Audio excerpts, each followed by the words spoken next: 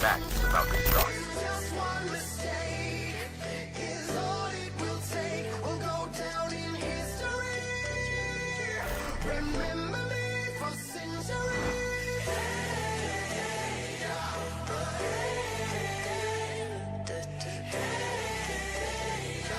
Remember me for centuries.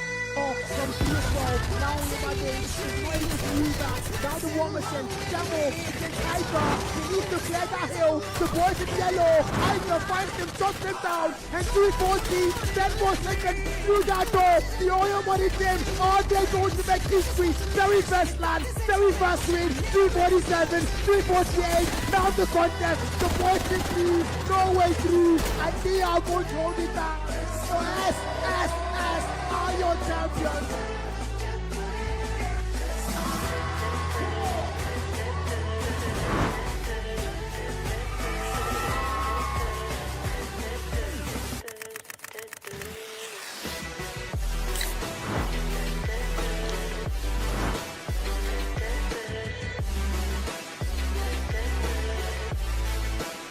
But you will remember me. Remember me for centuries.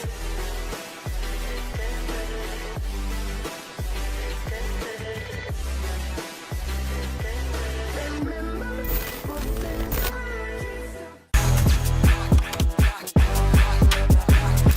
Bold, lyrical. Two sips of Monster Energy. Monstrous.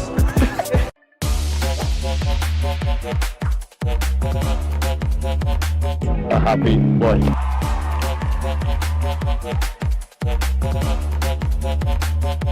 Energy.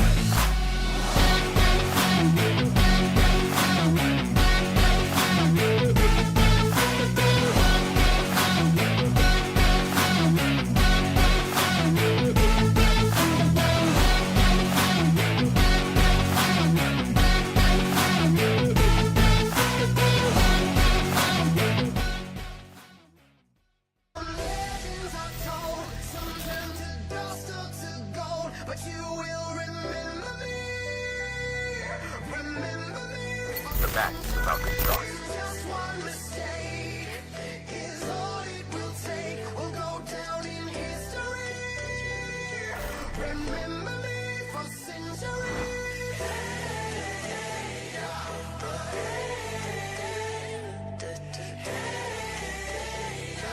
Remember me for centuries.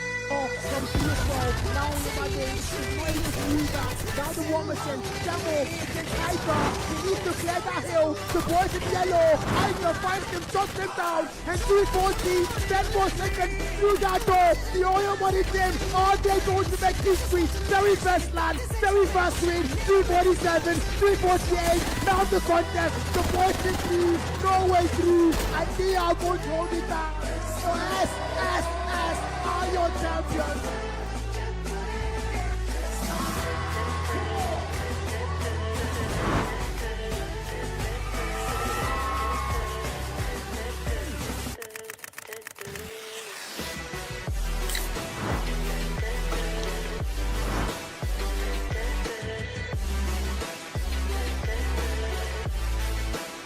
But you will remember me.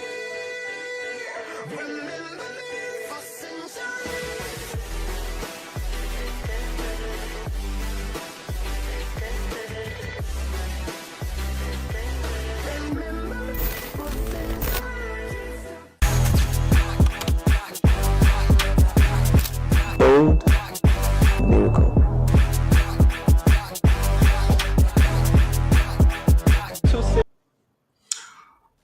ladies and gentlemen, hello and welcome to the Nigerian Pro League Season 7. Sorry, make that Season 8. We've actually been running for quite a while, but we are here for the second Super Weekend, which is technically the last Super Weekend of the series right now. And I tell you, there's a couple of teams that are in here that are here to battle for that top 6 position in order to make direct entry into the finals. But before going into further, my name is Crowns. As you can see down there, I will be the one, piloting and driving you guys through for the games today. And sadly, I'm alone today, but we'll make it work. We've got 4 games that we're going to be going in locked in and loaded, and we'll be having a whole lot of fun as we go along with these games. I did see a couple more teams making it into the Super Weekend, and well, there was a couple teams who were in the Super Weekend last week.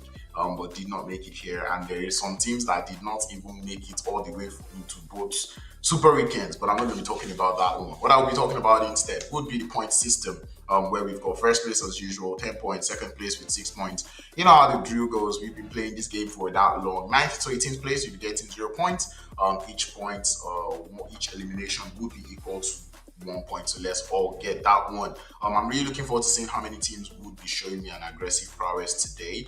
And I'm trying to see how the teams who have just made it into the Super Weekend are going to play, because ideally what you need in this Super Weekend are the bonus points, which, well, technically the bonus points needs to get you to top 6. So your battle here is for top 6. So the teams who did not make it last week, this week they would have to pull an absolute, I do not even know what they would have to pull. All I know is like they would have to go ham and go crazy in order for us to, in order for them to actually make it into the top 6 of the leaderboards. So with that being said, can we see the teams now? Can we see those teams that we'll be having today? I was trying to see if I could pull up what happened last week, but yeah, we did see a couple of these teams finish in the top 6. Some of the teams we had already even predicted as well. But without talking too much, 4 games that we're going to be having today. We started off things with Erangel as usual, going into Miramar, then we're going to Chaos and Sandhawk, and then we'll be handing things over in the Ruins. But that being said, 3 Crown Esports, one of the teams who are in here, they are currently seated number 1 on the Super Weekend leaderboards, coming in here with Quilla, Nexus, Merrick, you know the vibes. We've got Vanguard Esports, who are also here. They were here last week. They were in 9th position from the Super Weekend from last week. XTC currently holding the bubble there in 6th position, coming in with the regular squad as usual. Afro Esports did also make it into the Super Weekend last week. They were currently sitting down at 4th position, and they'll be here with Dago, Dax, Chris, Neil, and SWAT. We've not really seen SWAT play unless I'm tripping. But I do know that we've seen Neil put a whole lot of work in. Next couple of teams that I'll be having here, RT Esports. Did not really show me what I wanted to see as of last week, but I'm really hoping to see them play better this week. RT Esports currently seated in 7th position, 2 points behind 10-11. I'll make that XTC. We've got 4 portions. I believe this is 4 portions first entry into the Super Weekend. So they are one of those teams that I am looking forward to seeing how they would play going into today's games. Players there from X also making it into the lobby right now. We've got Hamoud, Wicked, you know the way the vibe goes. And I really want to see the crazy weirdos actually show me what they've got. This is also their first time in the Super Weekend. So these are 2 teams that we're keeping an eye out for. Black Mamba, another team who made it into the Super Weekend last weekend, but they did not do too much with respect to how well they played. They're in the Super Weekend again today, and will they make top 6? That is the question we've got to ourselves. Tribe Gaming, Tribe Warriors, actually, the team that I've actually been keeping my eye out on. They're currently seated in 8th on the Super Weekend leaderboard, but I am looking forward to seeing how Tribe would play in today's games. Neon, ISF qualifiers, congratulations to them, and I'm pretty sure they're coming in today with so much positive energy. And I'm looking forward to seeing how well they can actually translate or transmit that energy into today's games, to be honest, because seeing the team just achieve what they've achieved, they probably would be feeling excited and happy, and I want to see if they would let that affect their consistency or not. A team on here that I really have to speak about is 14th Gaming, currently seated 2nd on the Super Weekend leaderboard, and in all honesty, I wouldn't call them dark horses, but they are a team that I was surprised to see the way they've been playing so far. Had such a great time during the league stage this week. They won 3 games out of 4, and I'm looking forward to see them replicate such behavior in today's games. Going into the last set of teams, we've got the side there of no rivals. Did not make it last week. They tried to make it in this week. They did make it in this week. The question is, will they make top 6? I've not really seen top 6 behavior from them, but I really hope they are able to put that into the work. On Solid Army made it last week. They are here again this week. Last week finished only 14th. Can they make it into 6th? I keep my fingers crossed. Dream Team. Today, funny fact, Dream Team has played so well. So far, so good. Whenever I'm not casting, I keep saying it. Whenever I'm casting, Dream Team somehow finds a way to make me crash out. So Dream Team, I'm keeping my eye out today to see how they're going to play. A player that I'll say to keep your eye out for on that team is Sad. You do see that player. He is one of the very strong fraggers on that team. Athlete Game did make it into the Super Weekend last week as well, and they'll be here. So right now, I think for the Super Weekend, we got 3 new teams, which is going to be No Rivals, the players there from Crazy Weirdos, and I forget who the last one was. No Rivals, Crazy Weirdo, and 4 Portions. Those are the 3 new teams that we'll be having in the Super Weekend today, and we'll be seeing how well they can battle for that position or for that top 6 position. Remember, bonus points still appear. Bonus points still come through. Where do you get bonus points? I believe if you win a chicken dinner with all 4 players alive, you do get bonus points off of that. If you take out the last chicken dinner team in the next game, you also get bonus points off of that. I don't remember what the last one is because without Shadia, further ado, Hula Value and Oiti Toiti we will be getting into the first game of the day. Ladies and gentlemen, welcome to the Holy Lands of Erngel, where we can see the playing path. You see, PUBG Mobile knows what I like. And here we already are with a very crazy playing path to get things started. As we can see that playing path all the way to the south, taking us all the way from Primus down to Muta. This is not going to be fun, especially for teams who like to go to South Georgia. Teams that like to go to Severny. Who was that was fighting over Severny with foul play again? I do not remember. But anyway, Severny also another well, maybe not Severny, but anyway, you get the vibe, you get the idea. Anyway, if you're going to Severny, you're going to be having a tough time. 10-11 XTC, who also like to land in Yasnaya Poliana, would be running into a tough time as well with respect to rotations in this circle. I'm not Englishing properly, but I'm going to get into the mix. A couple other teams, I know No Rivals like to land in Pochinki, but today we do not see them in Pochinki. We see them going for more of a southern drop out there in Ferry Pier. The plains, the zone, would be more favorable, at least more than the plane path, as it does complement that plane path, taking us all the way to that western edge. Southwestern edge shouldn't be too crazy. I don't anticipate an eastern shift, so I think everyone who's landing so far should be making it quite all right. I'm seeing Tribe Warriors going for a little bit of a split land. We've got some of their players going to Muta, and we have the rest of their player going towards Novo Repnonye with the players there from RTV Sports. So we'll be seeing a little bit of fun times to get things started, as also Vanguard and the players there from Dark Knights also looking to get things started. And in all honesty, hot drops is one thing that I still do not want to see at this stage. I would not stop saying it. I will never stop saying it. Like, bro, whenever you've got things in line, you can't be hot dropping. I can't be crashing out this early in the game, bro. Anyway, it looks like Afro Esports also in their own engagement there with the idea of Solid Army. And in all honesty, you guys going out this early, that's sad. That is sad. 10-11 XTC. Okay, I think I'll permit this one. Not because it's 10-11. I'm only permitting this because of the fact that that play path was basically not the best. So with the play path being the way it was, I can understand why these teams are all in their own early engagements there. But nonetheless, I'm still not pardoning it like that too. Like, bro, you can't be having all drops, bro. Like, it's 2025, I've let it slide for the last couple of days. I've been watching the tournament, seen a couple of hot drops here and there, but well, we'll see how it goes. We'll see how it goes. 16 teams still alive, so that's good things. To see 58 players locked in and loaded. We've only lost a couple so far, but see how it goes. We'll see how it goes. The zone, as I said, still looks quite all right. Vanguard and Dark Knights are still going at it. Wow. Ooh, and there we go. Even 14th gaming also in their own engagement, because like everyone is all over the place looking for vehicles, trying to get that early rotation in. But anyway, we'll talk about the rotations in a couple minutes here. Too Cold, very close to the players there. Sue from Dark. You can already see just trying to bait a little bit of movement there. Too Cold, whatever you do not get in on that window. Anyway, try to see if we can bait some sort of movement out here. But man, Sue is he definitely does move now. Cold knows exactly where he is. 25 minutes of that money gone. Since that player goes for the shot, but shot gone, bro.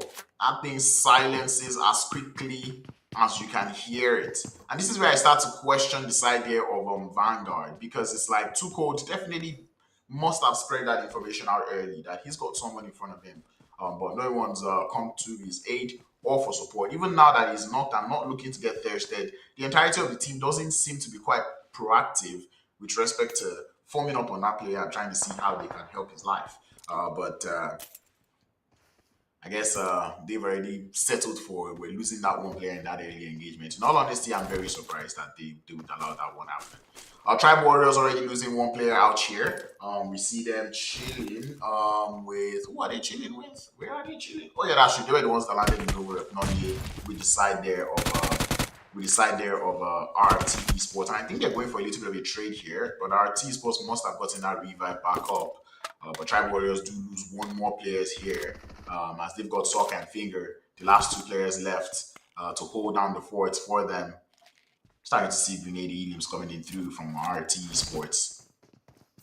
And Tribe Warriors now down to 2. And this is what I didn't understand from Tribe Warriors, because from the beginning, they just did not make that jump well. Like, why are you waiting for a very split? Oh, Sock! With the shots there. Let's find that one knock. Dark Knights, on the other hand, looking to escape and leave that fight, which is, I would commend that gameplay. But I'm hoping, well, tomorrow is pretty much worked on it. But yeah, leaving Vanguard Esports, what they should have taken early engagement. They did already lose a couple players as well. They did lose just one player. They went for a 1-1 trade and decided that, you know what, but it does look like Tribe Warriors might be turning the tides here. No rep, none here. As it's now down to a 2v2 with Sock holding a very good angle on that balcony. Does get, wait, how is it burning? But that's why you're going to love this game. Anyway, RT Sports though, down by 2 players, one on the top of the hill and one just down here in buildings as well. You can already see Creed just trying to get his HP back up. Atagungun is going to get tested as well. As you can see, Creed pushing all on his lonesome. And this is exactly why RT is probably where they are right now. Because I see no reason why you're pushing as a solo. You have a full squad. It's a 4v2, But then you guys chose to find a flank angle, which I've always been up against. I keep saying it. You can't be flanking buildings. Right now, you already have one knock. Make that 2 thirst as well. Why are you still trying to flank 1v1? And now he's thirsted. Gungun doesn't even look like he's going to get revived at any time soon. And now they're choosing to push as a team. Anyway, Creed leading the charge there as they're going to that roof. FPP mode for the player. That player, man. Finger holding a very disgusting angle there. Up against the rest of the team. RT Sports. They might have to get rid of that off angle for the first time. Tribe Warriors now. Sock. He's realized that he's got that cover fire. Playing a little bit more strong. Not as passive as before. Gungun is definitely going to get thirsty.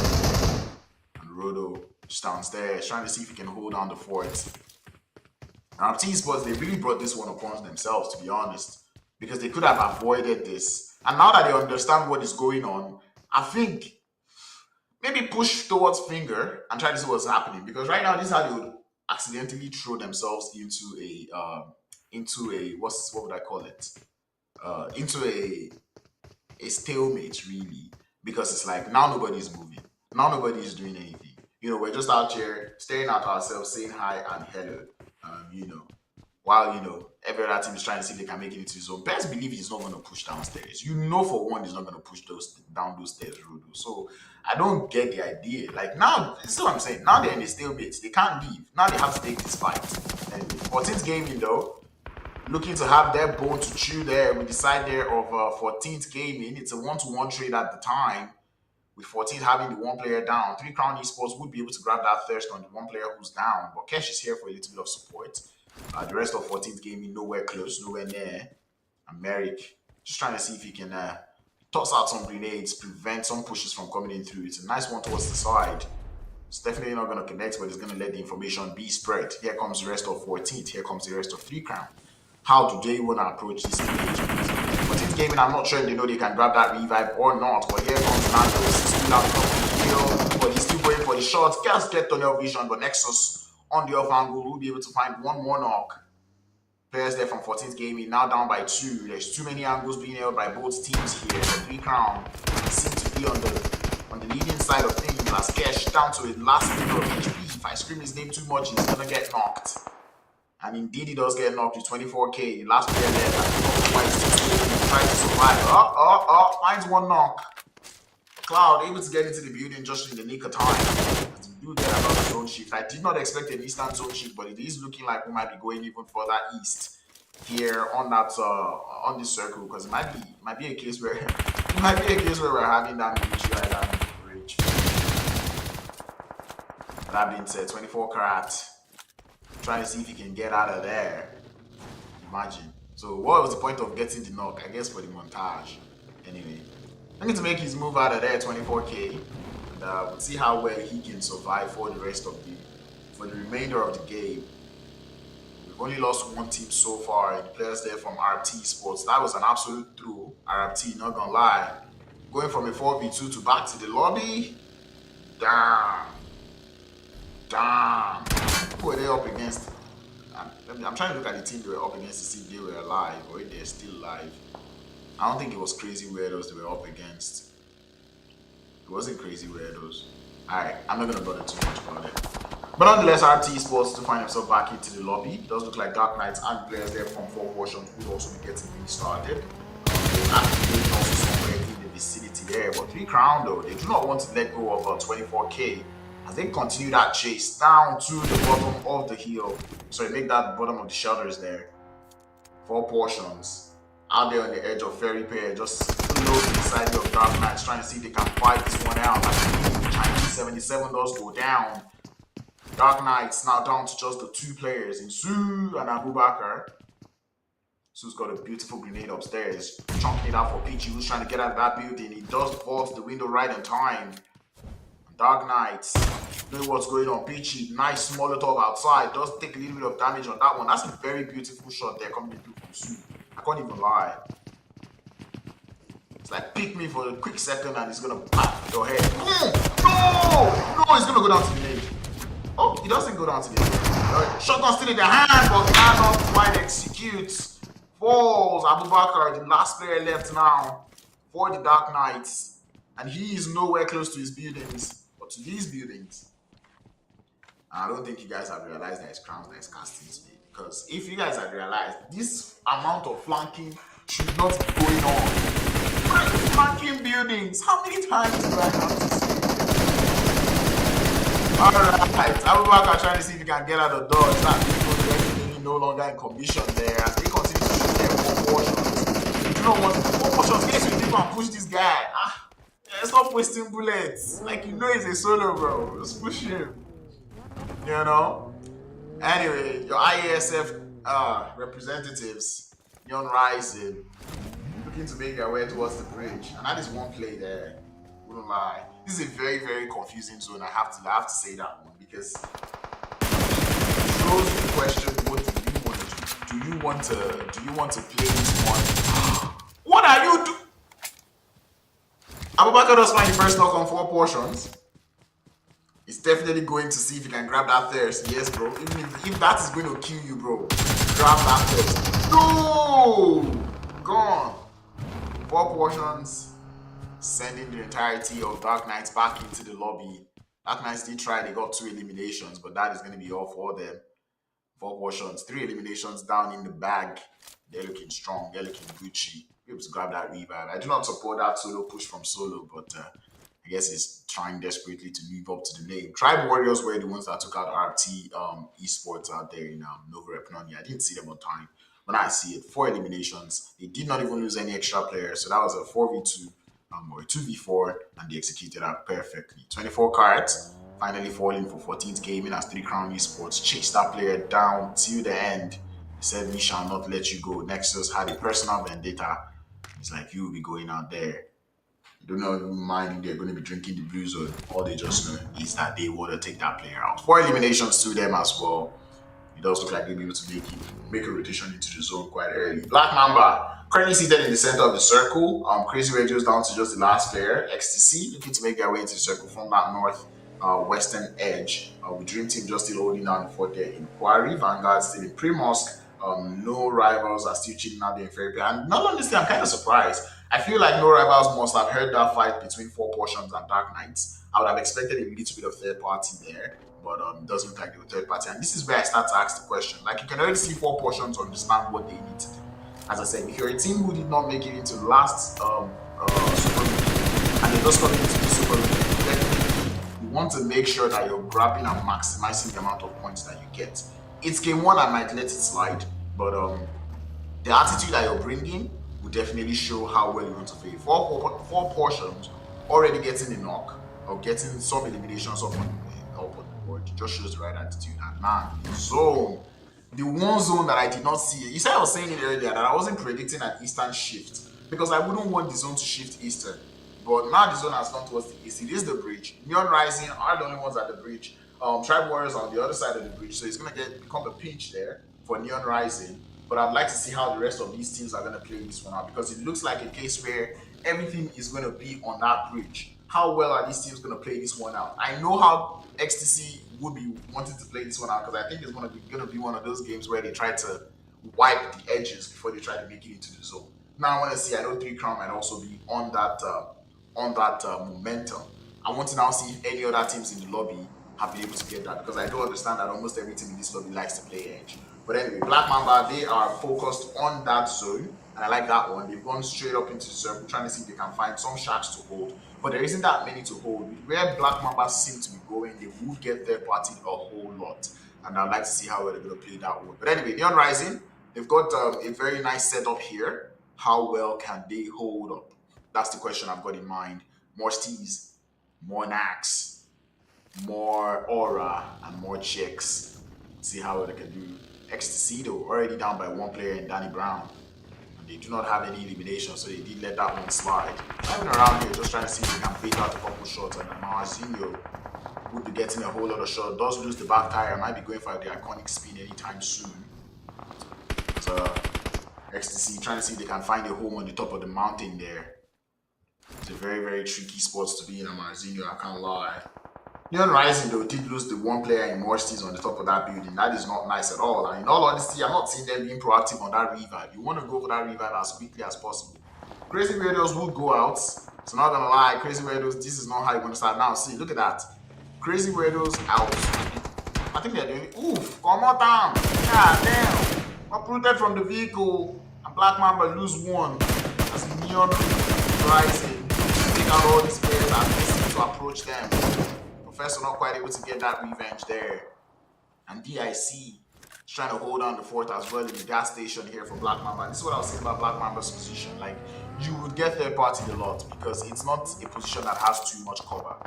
Neon Rising are holding a very, very strong position, especially given the fact that they still have 1 player here in the sniper tower. Like, they're going for like a 2-2 split-ish. You know, a couple players around the bridge, a couple players in the buildings outside. So they'll be able to watch pretty much every angle that comes in here.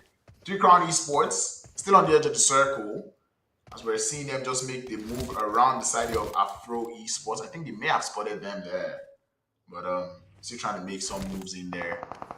XCC still holding the position here. They cannot push onto the side there of Black Mambas, at least not yet. And in all honesty, if they will push into Black Mamba right now, they have to do it now and finish it quickly and head back to the top of the hill. But obviously, you do not want to leave the top of the hill because you do not know which team could creep up and hold that position. It is a good position. Right now, all teams just have to hold at least until the next zone shift. Neon Rising definitely hold a very strong position in this circle. Tribe Warriors, I would say you should move closer a bit. Try to see if they can get a bit of information as to what is going on. Black Mamba might be looking like they have the best position, but I promise you, their position is not the best. I think XTC still holds a very strong position. GT might be able to contest that position with them. Neon Rising, I do not know. I don't want to be no rival. No rival, please. So you need to get active. You know what? Nah, don't do that. It's gonna be trading shots here. Ah, look at Jim Ra's picture. How about that? My guy. All right.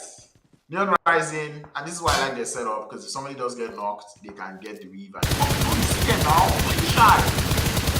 Tribe Warriors though, going for a very, very weird tactic here. I thought they were gonna go on the bridge, but right now they're looking to go from the bottom of the bridge. No. Yeah, exactly. Chill for them.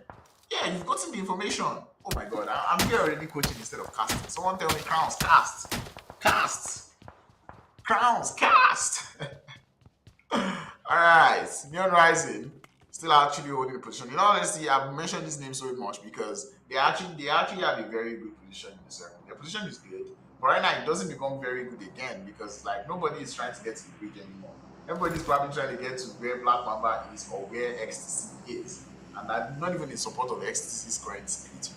Currently holding it up out there with a 1-1-1 split. So we'll give them the benefit of the doubt that they can hold their ends and see what's going on. There are some teams that I don't expect to still see on 0 elimination, especially if you're trying to make it into the next. Bro, Crazy Radio is already out of the talk. But no rivals, as I said, you need to move. Like no rivals have been in the same position for the last X minutes. This game has been going for how long already?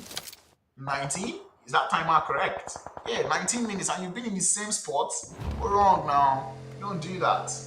You do not do that. Anyway, looks like things might be getting spicy on the eastern side of the circle with 3 crowns pushing up towards the side there of Athlete Gaming. We already see Nexus looking to get started on those nades. The rest of 3 crown forming up quite slowly with Merrick just driving around trying to see if he can bait out some movement, some sort of shots. Definitely bait some out. As you can see Nexus just prepping up that grenade here. I think he's got it. Oh, that's a good one. Ooh, no panic. Out of there just right in time. Merrick trying to see if he can make it to the top of the roof. Can you climb on those roofs? I don't think so. Can you? Anyway.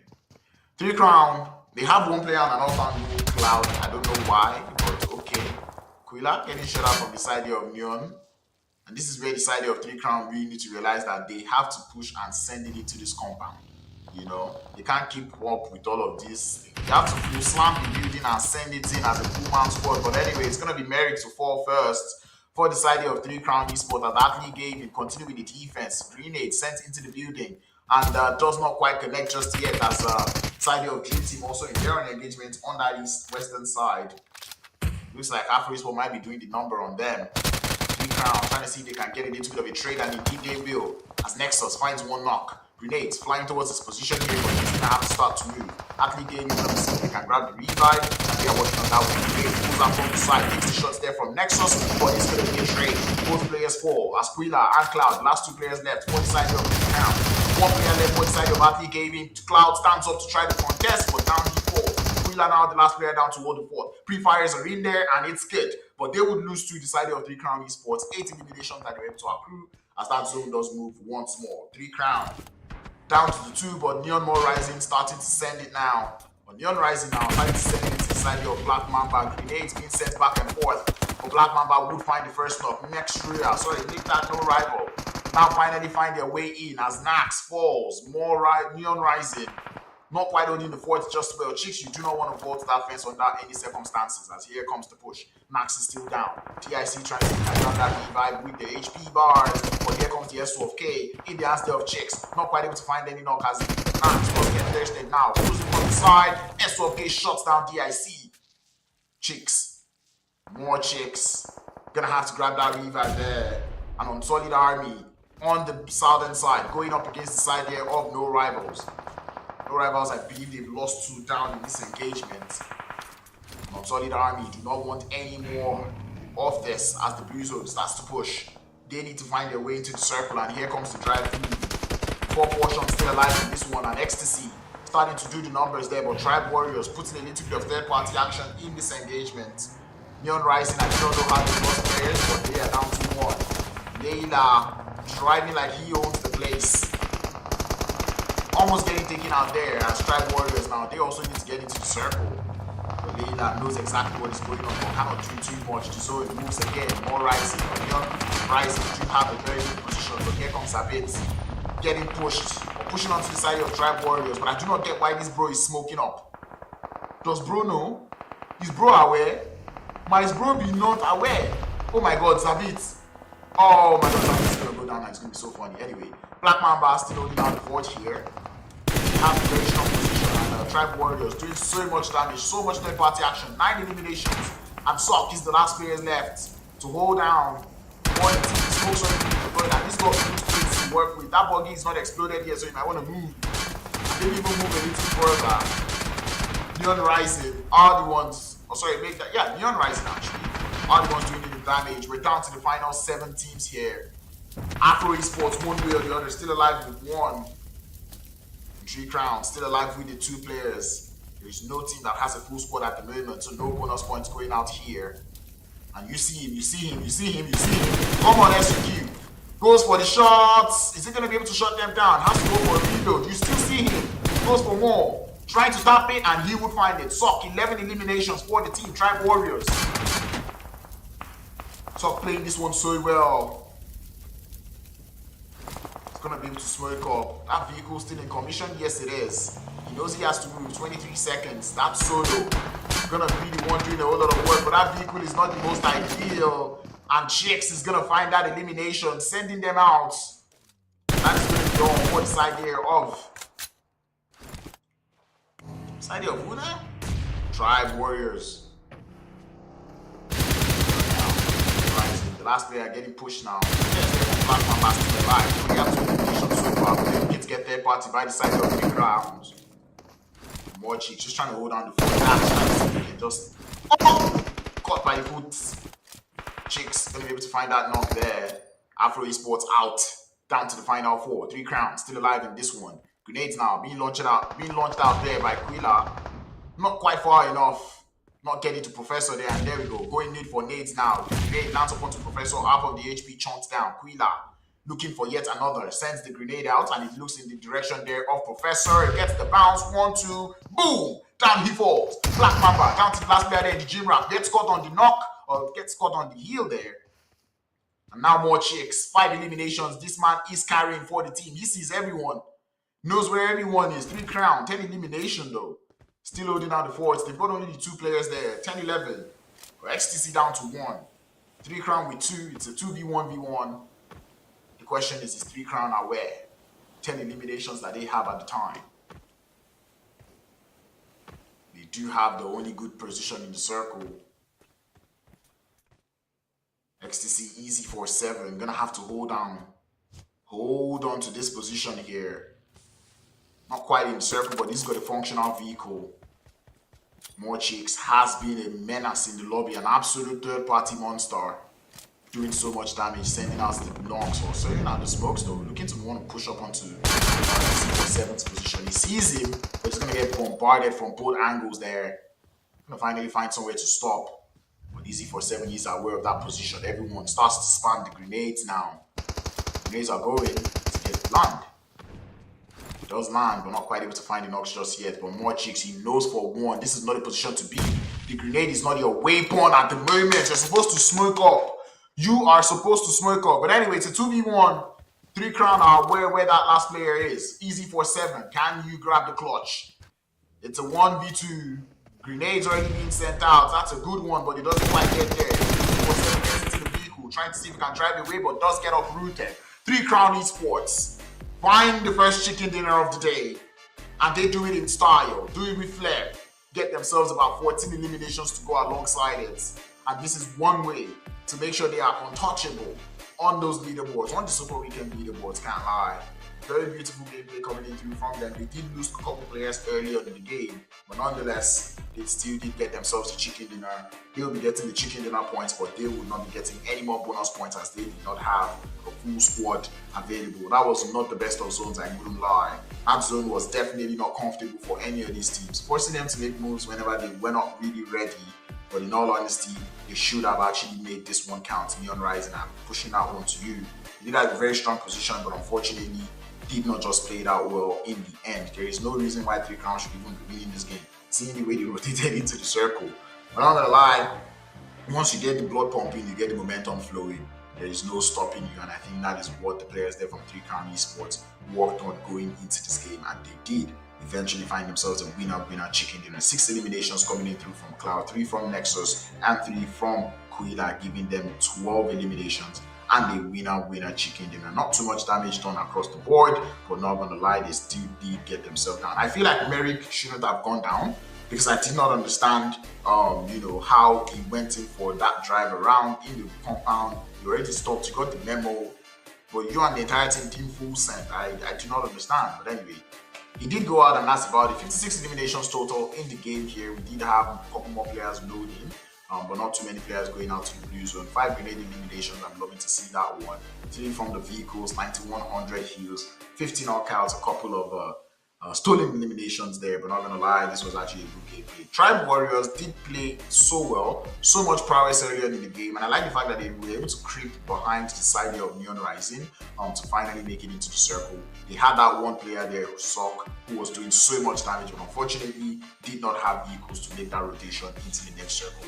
But they were doing the head-to-head 3 crown for 1300 damage to 1200, nothing too bad. 12 eliminations on the side of 3 crown and 11 on the side of Tribe Warriors. But unfortunately, Tribe Warriors did go out quite early, or well, around about 6th position if I'm not mistaken, they did go out quite early. And yeah, Sock, player that I was talking about, being so much of a menace in the lobby for Tribe Warriors, getting so much damage, so much knockstone. The team got 11 eliminations and Sock was able to accrue 8 out of those 11. That just goes to show you just how well that player was doing so well. And if you look at that 8 eliminations, 4 were stolen. And I told you, he was being such a third party. Third party in the fight on Dream Team and 4 portion. Third party in the side of Ecstasy. Third party in the side of Neon Rising as well. Cloud gets himself 6 eliminations following up. There's going to be more Cheeks, and in all honesty, Cheeks did play so well for Neon Rising. Seemed to be the only person that had his head in the game, can't lie. Was able to do a lot of third party. The awareness was top notch. Unfortunately, when he got to the time to move, he was supposed to smoke the shot, but he left himself open to grenade, and down he fell. Quilla doing 3 eliminations, same thing can be said about Finger from the side of Tribe Warriors. And not gonna lie, all of these players up here on the top of the board did show their prowess. And here is what really matters. The leaderboards, as we see the side here of 3 Crown Esports, 22 points that they were able to get. Tribe Warriors with 13, Neon Rising with 10, Ecstasy with 8, 4 Portion with 7. And I'm not gonna go too far because what I just want to say is 4 portions, 7 points up on board. That just shows good idea. Like, okay, now you have the mentality, you have the memo. You know, because there's a couple of teams who were in the top 6 that did not do too well in this game. Afro Esports being one. You know, so you know, like there is a chance that you can make it into that top 6, and I'd like to see if 4 portions will continue with this prowess and with this attitude going into the rest of the game. No rivals finished with only 2 points. I did point that out that they needed to move. Fortunately, they did not do that right in time. RT Sports, I think we will probably award RT Sports throw of the game in all honesty, because they did throw that fight out there in low rep. Nonye 4v2 and they lost it going out quite early on in the game. Solid Army tried to finish the players there from no rivals, but unfortunately the blue zone came in a little too quickly than they were ready for, and now they were not able to make it into the zone. Afro Esports did try so well to get into that circle, but unfortunately they got overwhelmed by the numbers on that northern edge on the side of Dream Team and Ecstasy being the combo team taking them out, and they also had a little bit of Tribe Warriors doing some third party in that engagement. But not gonna lie, these teams did play this so well, especially the top 3 teams, not gonna lie. Neon Rising, Tribe Warriors, and 3 Crown Esports did play so well in this one, and I'm enjoying what I'm seeing so far. That is such a way to get started on the second Super Weekend. But that being said, let us see what the highlights look like. Wait, are we going for the highlights or are we going for a quick break? Regardless, we'll be going into a break, and we'll be seeing Miramar in the next couple of minutes, so do not go anywhere, and I will be right back.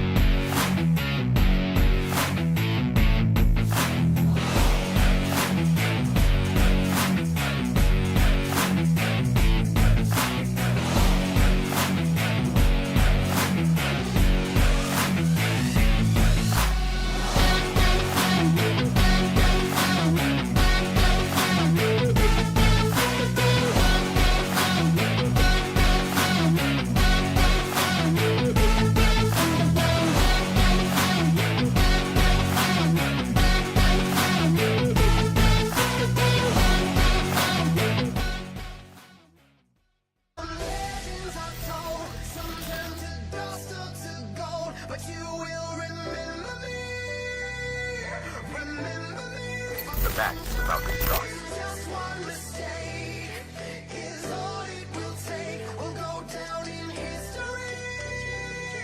Remember me for centuries.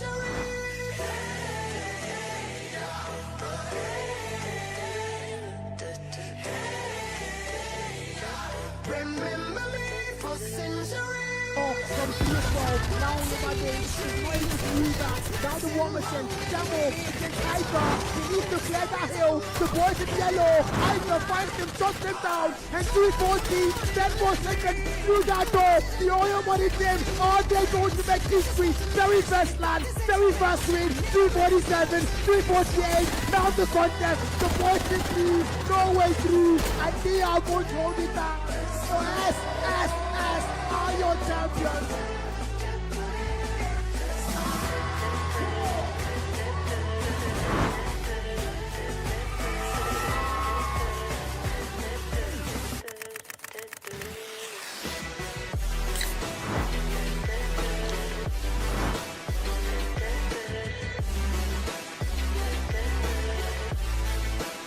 But you will remember me.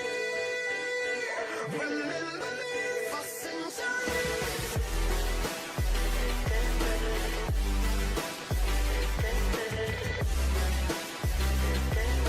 Remember me for centuries.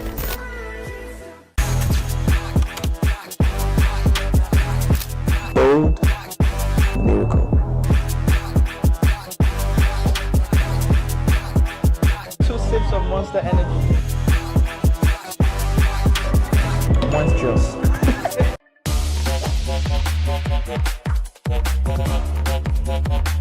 A happy boy.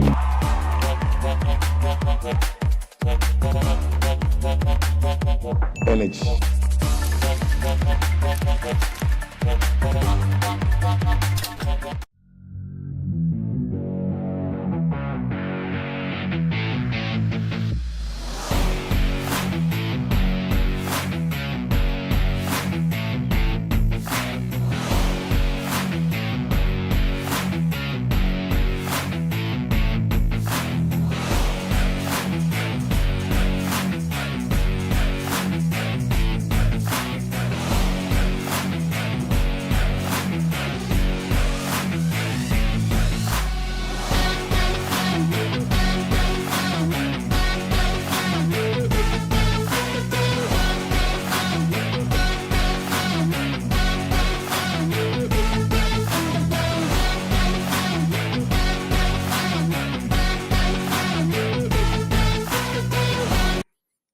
All right, ladies and gentlemen, welcome back to 10 and 80s NPL. In fact, we've seen the first game go down, and in all honesty, it doesn't look like 3 Crown Esports want to let go of that number 1 spot, can't lie. So I'm going to be looking forward to seeing how every other team is going to come after them, because I believe if you take out 3 Crown Esports in this game, or in this next game, you will get yourself sweet bonus points up on board. So I'd like to see which of those teams. I would actually want to see a team either Nextria. I need to stop calling them Nextria. No Rivals, Crazy Weirdos, or the side there of 4 portions. I want to see one of those 3 teams try to take out the side there of 3 Crown. Now, when I say you should take out the side of 3 Crown, I'm not saying you should go and hot drop them. Maybe keep their rotation or something, you know. Let's be wise. Before you go and say Crown said, Crowns did not say anything. All Crowns just asked for was, you know, for you guys to try and take them out. So yeah, I'd like to see the efforts that will be put in, and yeah, let's get into it. Miramar, we are locked in and loaded. We are ready to go. Playing path is not as deadly here on the map of Miramar, going all the way from Trailer Park down to the south of Impala. So I believe this is one of those perfect playing paths. Anywhere you want to go, you should be able to get there just quickly and in time. We've seen all these teams load back into the lobby. Right now, I'm just clocking it that Yemoja Gaming did not make it into the Super Weekend. Anybody in the chat want to tell me how that happened? There's no way. How? So that's wow. That's tough. That's tough. Anyway, rotations will not start just yet, but we'll be seeing teams jump off the plane already. Playing path and the zone do look to complement each other, as we do see that zone go all the way towards the eastern side. This time we're down to the east. Yeah, we are on the east. And we're already starting to see teams jump out, go to their different drop locations. Am I seeing hot drops? Am I seeing hot drops? Yes, I am seeing hot drops. It's going to be Dark Knights and the side there of Tribe Warriors looking to go at it out there in San Martin. And Dark Knights, now this is 2 games in a row. 2 games. Stop it! I love it! Zoo! Gets the first knock. And here we go. How do the side of Dark Knights approach this one? They have that first knock. They see the rest of Tribe Warriors. They know where they are. But Tribe Warriors need to find a way to go for. Oh, there's no way they would let this happen. Abubakar, there's no way. Yeah. Yeah, GG's. Yeah, GG's. Yeah, big GG's, bro. Like, push, bro. You got the first knock. All right. Now the revive is done because it's not even as if you didn't hear that player going there. You literally heard him. And now you have to find another intro knock again. The side of Tribe Warriors are going to know to play even more careful now because obviously there's a team around you. If you born you a leak, push that thing.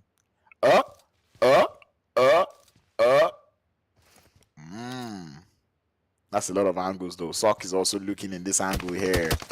And Dark Knight's not quite able to make that much of a move. And it's stop it! There's no way you do that much damage from there. Oh, it's a trade. I love it. I love it. It's a trade here. What? Somebody please tell me he's not flanking. Somebody tell me he's not flanking. This is so sad. This is actually so sad. Anyway. Tribe Warriors will grab themselves the revive. Looks like the same thing will be happening on the side of Dark Knights. Both teams just going at it. There's a couple of hot drops around. I see Black Mamba very close to the side of 4 portions. So that is yet another hot drop right there. That is going on here. Come on, Sue, pick that in. Oh yeah, now come on, let's go. M4 for M4. You see, this is one of the reasons why maybe I don't play comps because I would have stayed there and be trying to do M4 for M4 there. Whoever Sabi burst, who can burst better is what I want to see. Burst it on there. See if I can get that knock, and if I get knocked as well, GG's, GG's. Anyway, not too much happening so far apart from the hot drop there. Every other team is seated wherever they should be. It looks like Neon Rising also have friends on that northeastern edge. They're currently seated in El Azahar, but I can't seem to tell who they're with, but I can tell that there is another team right around them. Athlete Gaming out there in La Drilera around Monte Nuevo as well. El Pozo is being held by the side of RT Esports. La Cobreria is being held by Afro Esports 1011 around the they're not around the crater field, but I think they are around the water treatment. Yep, that's where they are. San Martin is currently where we are seeing the side of Dark Knights and Tribe Warriors, and it looks like Dark Knights are starting to bail from this fight. They do not want any of this trouble anymore in San Martin, as we can see some of those players starting to leg it out of there. Black Mamba seem to have landed in Impala. They do have 4 portions around them as well. Los Leones is being held by No Rivals on the side there of Vanguard, are currently around Puerto Paraiso, just on the outskirts, going for a little bit of a split loot. 3 Crown Esports around Minas Generalis and the Graveyard, looking to go for a little bit of a split loot as well, with Dream Team just on the outskirts of Picado, looking to have their fun. Dream Team is actually out there in Power Grid, my bad. The side there of 14th Gaming are chilling in Picado right there. Unsolid Army, the one other team that I did not mention, Unsolid Army is out there in Tierra Bonca, just out there around Campo Militar, and I can't seem to tell the team that is with, I think it's Crazy Weirdos. Yeah, Crazy Weirdos are the ones that are with Neon Rising out there in El Azahar. So we'll try to see if they do get started. It does look like Monarchs will be finding the first knock onto the side there of Crazy Weirdos, and that's going to be the first knock already being found. Sisu Game trying to see if he can hold on the fort, but definitely in a 1v2 down he falls. The side there of Neon Rising already up by 2 eliminations, looking for the last 2 with Alvin and Hamoud just out on the outskirts. Let me know in the chat, who are you guys here for? Who are you guys supporting in this one?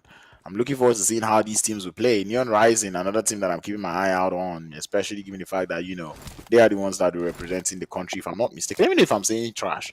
But I think they're the ones representing Nigeria in IESF. I did see them post a couple of that. So That is something that I'm excited to see. Because I did mention a couple of their players there that I was saying, like, if we were to form a super team, I would like to see some of those players be included in there.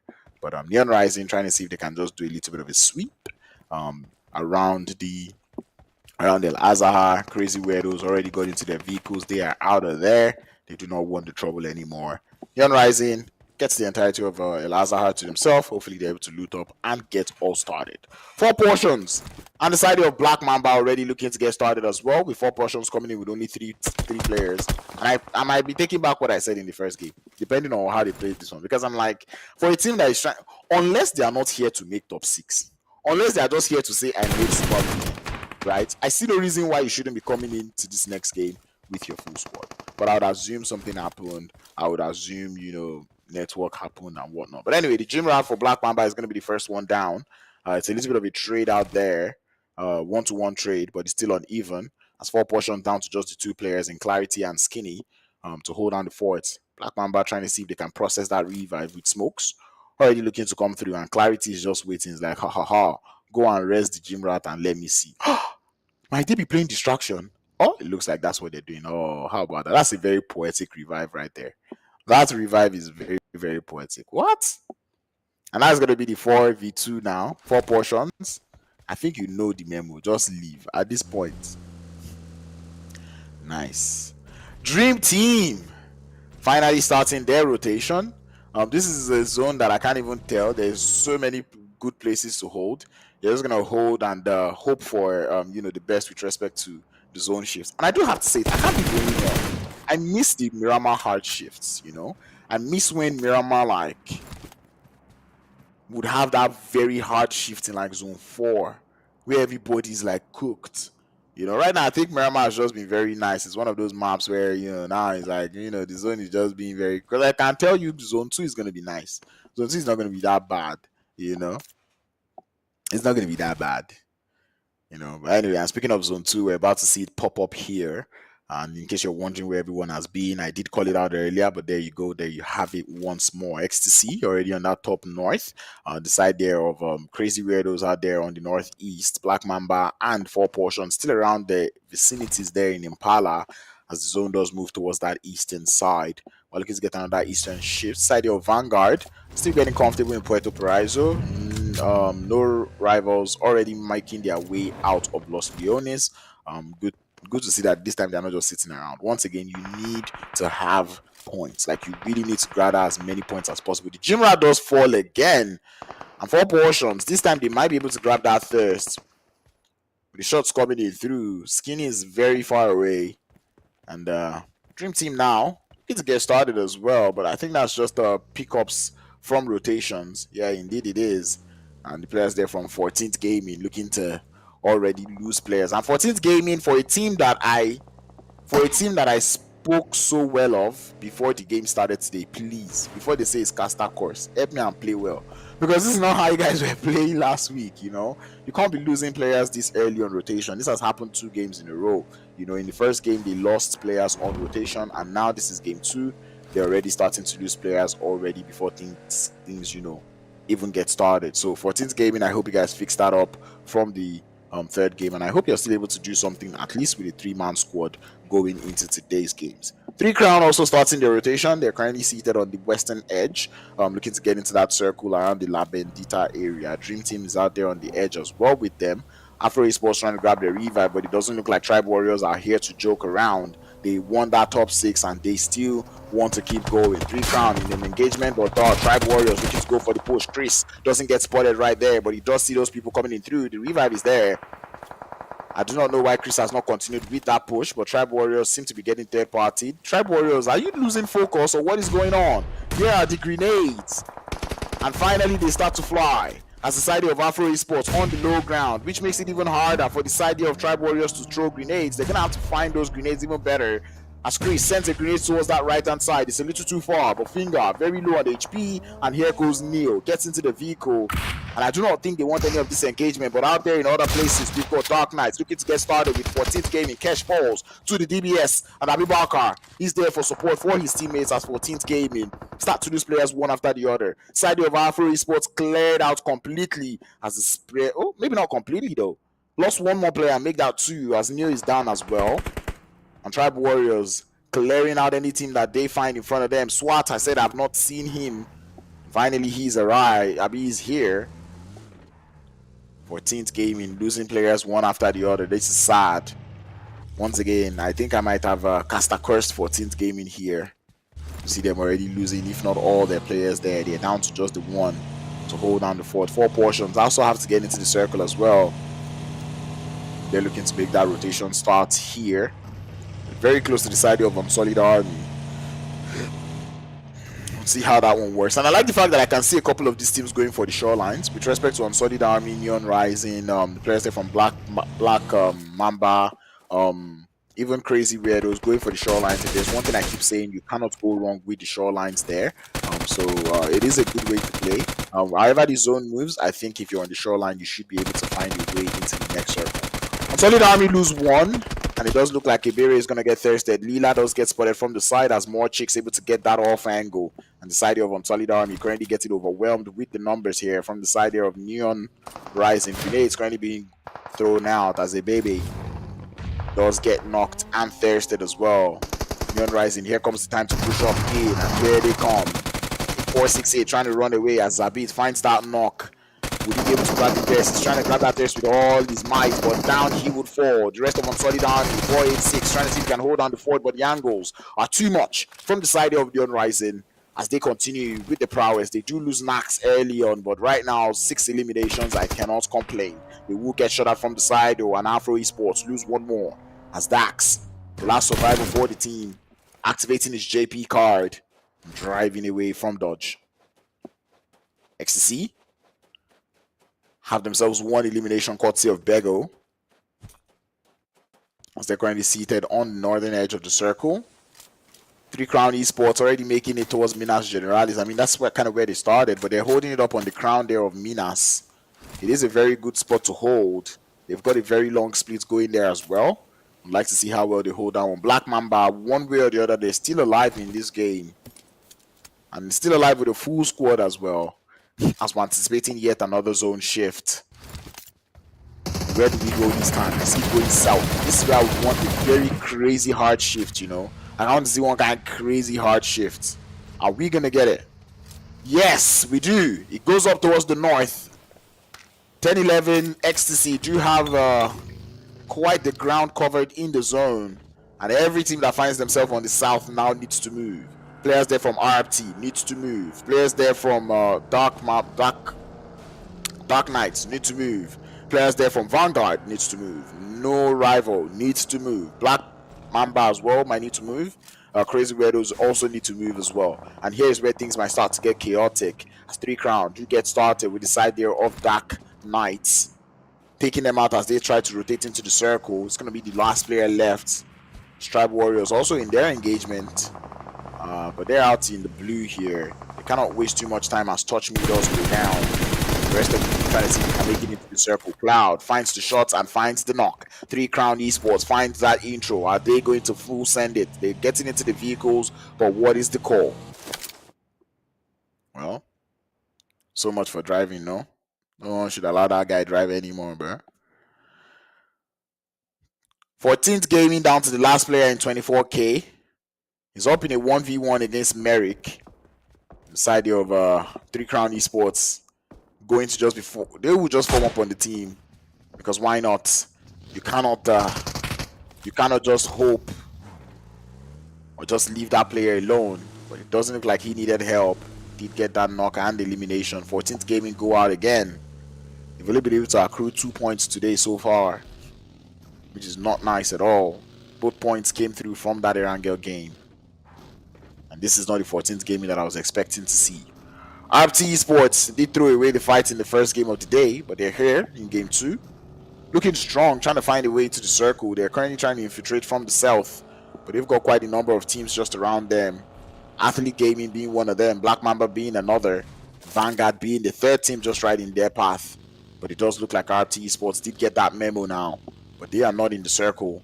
They would need to make up their mind. Do you want to clear out this team before the circle closes? They're on the edge. They might be able to make it work, but Neon Rising looking to push up to the final 2 players there from Crazy Weirdos. We saw them run away earlier, but this time Neon Rising are here for the fight. The grenades currently being sent out, not quite able to find the knock just yet as Alvin holding down the forts. More grenades flying through. Alvin's trying to stay alive as the grenades do some damage, but not too much damage. Neon Rising gets the flank angle and it's going to be just to find knock. Instant Thirst is going to follow suit, and now they know it's the Crazy Weirdos. 1 player left, and he's being quiet. Hamoud doesn't want to get spotted, but at RT Esports looking to get things started. If you see them on the bottom right of your screen there, 1 player does fall as RT Esports not quite holding down the fort just well. Shots coming in through from the top of the hill, but none to find any knocks just yet as Gungun does fall. RT down to the last 3 players, and what are they doing? Gungun needs to get his HP, or actually, yeah, I don't even know who I'm looking at, but I do know like he needs to get himself in order. Neon Rising is still looking for that final player there. And Athlete Gaming holding down the forts, but they are backed into a corner there. Shots coming in through, and it's going to be Gungun to find yet another knock, or make that Rodo to find yet another knock onto the side there of Athlete Gaming. Neon Rising find the last player, and now we fully focus on RT Esports, who flawed into the shorelines. Athlete Gaming, they did activate their JP card with no panic and great driving out of there. Definitely a lot of panic there. But out there on that southwestern edge, we do have this idea of Dream Team going up against the players there from 3 Crown Esports. And 3 Crown starting to lose players now as Cloud falls. Dream Team definitely would not be letting that player survive too long as they grab the thirst. Zone pushes up to the north again. It's going to be XTC to hold down the forts. Neon Rising finding a way into the circle. They've been crashing and sending into any team that they find, and it looks like 4 portions might be next in line as more Aura and Steez find their way into the compound. They see vehicles and they know they're not alone. Here comes more Steez into the building. He's downstairs. No motions just yet. But 4 portions trying to stay as quiet as possible. But more Steez, he knows he's got company. Grenade does get sent upstairs. Skinning a lot of danger, and he finally moves. Jumps downstairs but takes the soft guns through the face. And here comes the cover fire from behind. Skinny trying to see if he can make something work or make that clarity. But he will be getting that clarity in the lobby as he does get tested and sent back. 10 eliminations for Neon Rising as they start to rise on the map here of Miramar. Movement needs to be done.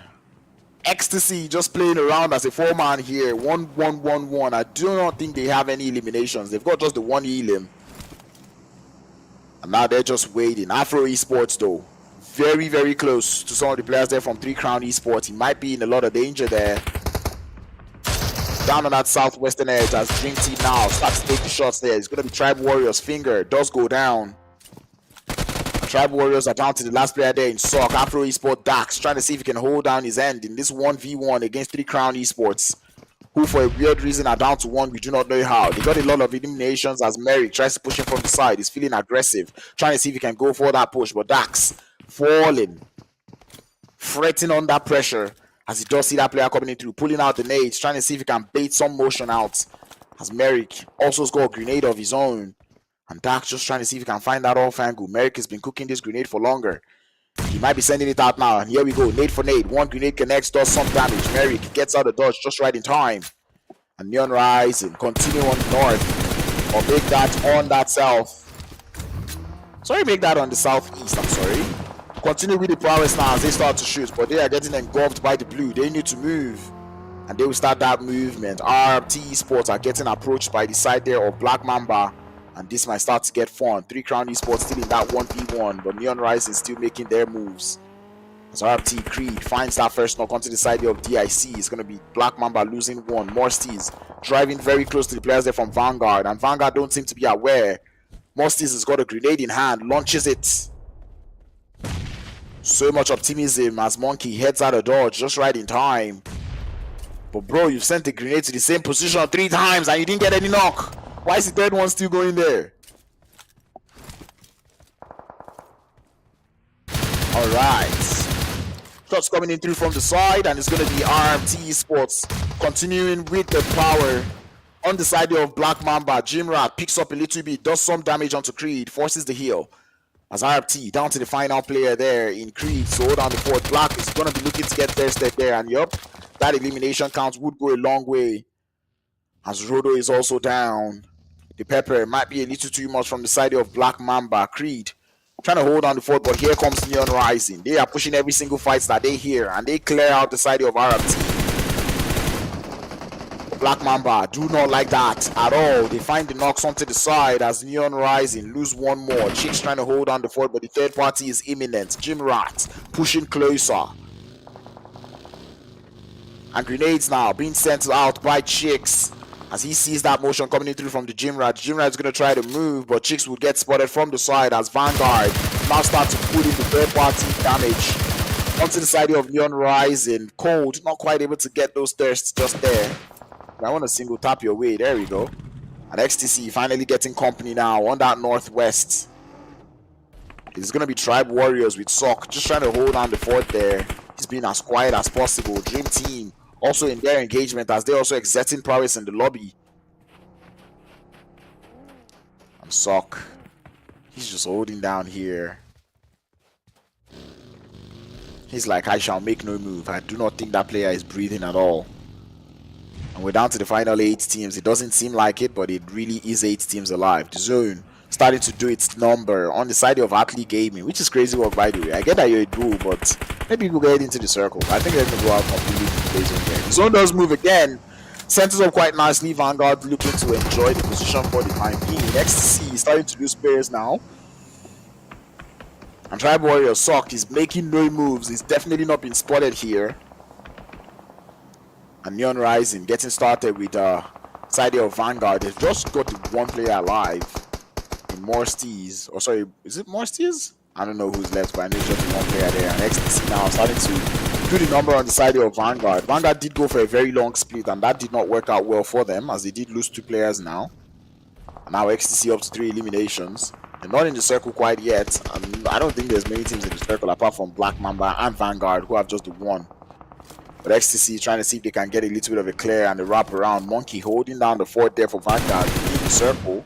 And Dream Team, last player does get spotted. Oh, maybe not last player actually. One player does get spotted. And now they've got 2 players left in Storm and Sad. And for Dream Team, I do say if Sad is alive, there is still hope. 12 eliminations for Neon Rising, and they really want more. They're not even ready for anything concerning chicken dinner here. All they want is the eliminations as Morstees starts to take the shot. And this is what I like, you know. He's a solo, but he's still maintaining that aggression. Scare the teams, and that is the play. And XTC wants that position being held by Vanguard as they start to send the grenades out. Too Cold has been spotted, and the grenade now. Vanguard know they have company. Neon Rising lose the last player as Professor from Black Mamba spots him. RT Sport falls as well. We're down to the final 6. Black Mamba holding on the fort with 3 crown left with the one player alive. XTC and Dream Team might be getting started as Dream Team does get eliminated in the blink of an eye. Merrick from 3 crown does get spotted as Black Mamba exerting prowess on the lobby. Professor trying to see if he can pre-fire, stopping the quick there from Monkey as Monkey now with the DBS trying to see if he can hold up the 1v1 on the side of Danny Brown, but Danny Brown wins those. But here comes the Gym Rat for the third party. The damage is done. XTC, what are you going to do about it? Danny Brown must have gotten that memo. But XTC don't seem to be focusing on the side of Black Mamba just yet. Jim Rat's nade is going to find Amar. And now XTC are aware of what is going on. Grenades flying out. Molotovs to connect. Danny Brown is burning. And down he falls. Bego and 7. The last 2 players alive. But Bego falls as well. Black Mamba with the prowess. Easy for 7 forms up. But cannot find the knocks. As the side of Black Mamba get themselves the chicken dinner. Whoa. I am impressed. I am so impressed as to how they played this. What? How did XTC not clock it? How did they not clock it? Danny Brown, you got shut out by Jim Rat, bro. They turned their back on the old. They turned their back on the offside, Priest would say. And they did get beaten by that. Black Mamba, what a play. What a play. This is what I love to see. This is exactly what I love to see. What a play. And in all honesty, Black Mamba didn't even look like they were going to win this game at all. Like, they started so slow, but then ended things up so aggro, you know. I believe they got a couple of eliminations there. If it's not 10 eliminations, I probably am mistaken. But this was actually a good game coming in through from Black Mamba. I love to see it. That is such proactivity coming through from them, knowing that fight was going on. They pushed up onto the side of Vanguard, and then they tried to get the elimination. And look at that, they got even more. That is what 14 eliminations and the winner chicken dinner coming in through from Black Mamba. Man, what a way to play. Donk didn't play, but I think that's I could swear I saw Jim Rat. So yeah, Jim Rat is probably Donk. I don't know who played for who, but anyway, Black getting one elimination. I think we're gonna get a refresh. Are we? I don't know. But anyway, nonetheless, it was still a very good gameplay coming into for them. 14 eliminations and a chicken dinner. I'm never gonna complain about that one. What a way to play the map of Miramar. I don't think they had a full squad that were alive, so I know they wouldn't be getting any bonus points. But 59 eliminations this time.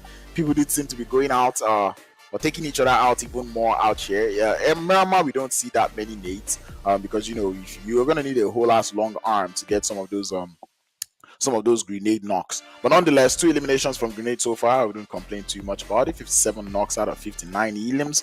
Little less healing out here on the map of Miramar. 3 vehicle eliminations, and of course the head-to-head. And that just goes to show you just how much Black Mamba were doing in this game. 2200 damage coming through from them. 9 knocks, 14 eliminations. Third-party masters. I love the way the third party that fights with Vanguard. That is something that I really love to see. And Donk being the one. Black Mamba reborn. I see. 8 eliminations, 1300 damage. He said from the first game that, if someone thinks they can do 8 eliminations, I can do 8 eliminations as well. 1300 damage to follow alongside it. 6 knocks. Did not do too much healing, just 315. Survived for 25 minutes and got 3 assists for his team. And that just goes to show you how well these guys are in the game. 8 eliminations, more chicks once more, finding his way onto this top player list. We saw him play so well in the map there of Erangel, and he's back again in Miramar to show that he knows exactly what he's doing. Neon Rising, unfortunately, started to lose players early as they were trying to get into the circle, and down they did fall. Morstys did try to hold down the fort, but unfortunately as a solo, maybe I might have played a little too aggressively, and down they go. But he still made it into the top 3. Gotta love that one. Merrick and 3 Crown also making it up there. 24 points for the side there of Black Mamba. 10-11 XTC making it to second position. And in all honesty, I don't even know how 10-11 got 7 elims, because they I believe up to like zone 5 or something, they did not have anybody close to them. They didn't have more than 1 healing, but fortunately they were able to get more. Neon Rising with 12 eliminations. I love the aggressive prowess coming in through from them, but as I said, they did go out early, got themselves only 1 point for placement, and down they fell. 3 Crown Esports consistently making it up to the top of the leaderboards there, as now they make top 4. Tribe Warriors also making it, and this is where it starts to get scary, because top 6 teams still continue to be these top 6 teams. You know, they're still the ones that are up there. But anyway, overall top players so far so good. More chicks with 10 eliminations, 5 apiece in both games, and they do find themselves in 10th position. Second place for top fraggers, or top players, will be Black Dawn. Cloud is also here. Sock is also has to make it here, and Finger as well. Not gonna lie, the way Tribe Warriors have been playing, I'm quite impressed, and I'm liking these numbers that I'm seeing up on board, but it does look to be very scattered all across the place. And Neon Rising, they're playing so well. And when you look at this, you just kind of see, you see these teams, and you just know, you see these players, and you just know that they're representing their team so well. Overall, standing from just this weekend alone, so this is not with last week, I'm just letting you guys know, but this is just this weekend. We've got 3 Crowns leading the charge there with 32 points in total. Black Mamba following just closely behind with 30 points as well. Neon Rising in 3rd, XTC in 4th, Tribe in 5th. 6th is going to be Dream Team, and so far so good. If we're going based off of this, you can just see the way these teams are playing. This was what I was saying about those top fraggers, because you can just tell they are playing so well. Like, top 1 to 5 are all within 10, 11 points of each other, and then look at the difference from 5th to 6th, 21 points to 8 points, bro.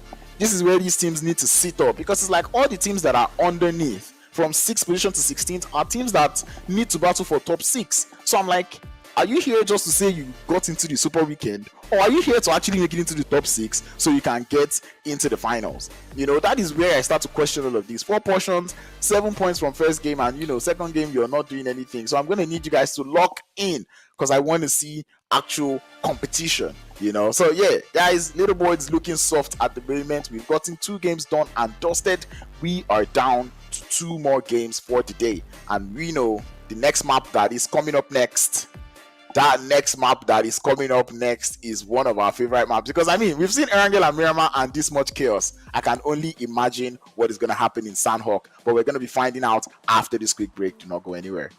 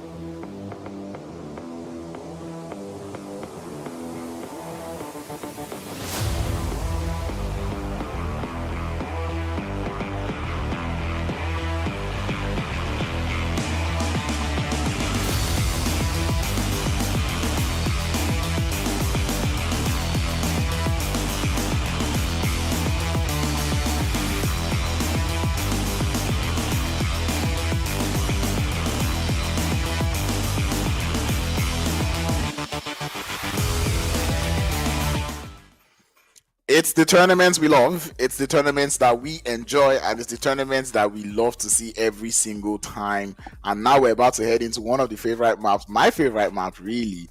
It's gonna be Sandhawk. Why does Crowns love Sandhawk so much? Because anywhere you can have such aggression, please, I will be there. I saw many people asking where is my bonnet. I cannot have these sharp cuts and still be wearing bonnet, bro. Like, ain't no way.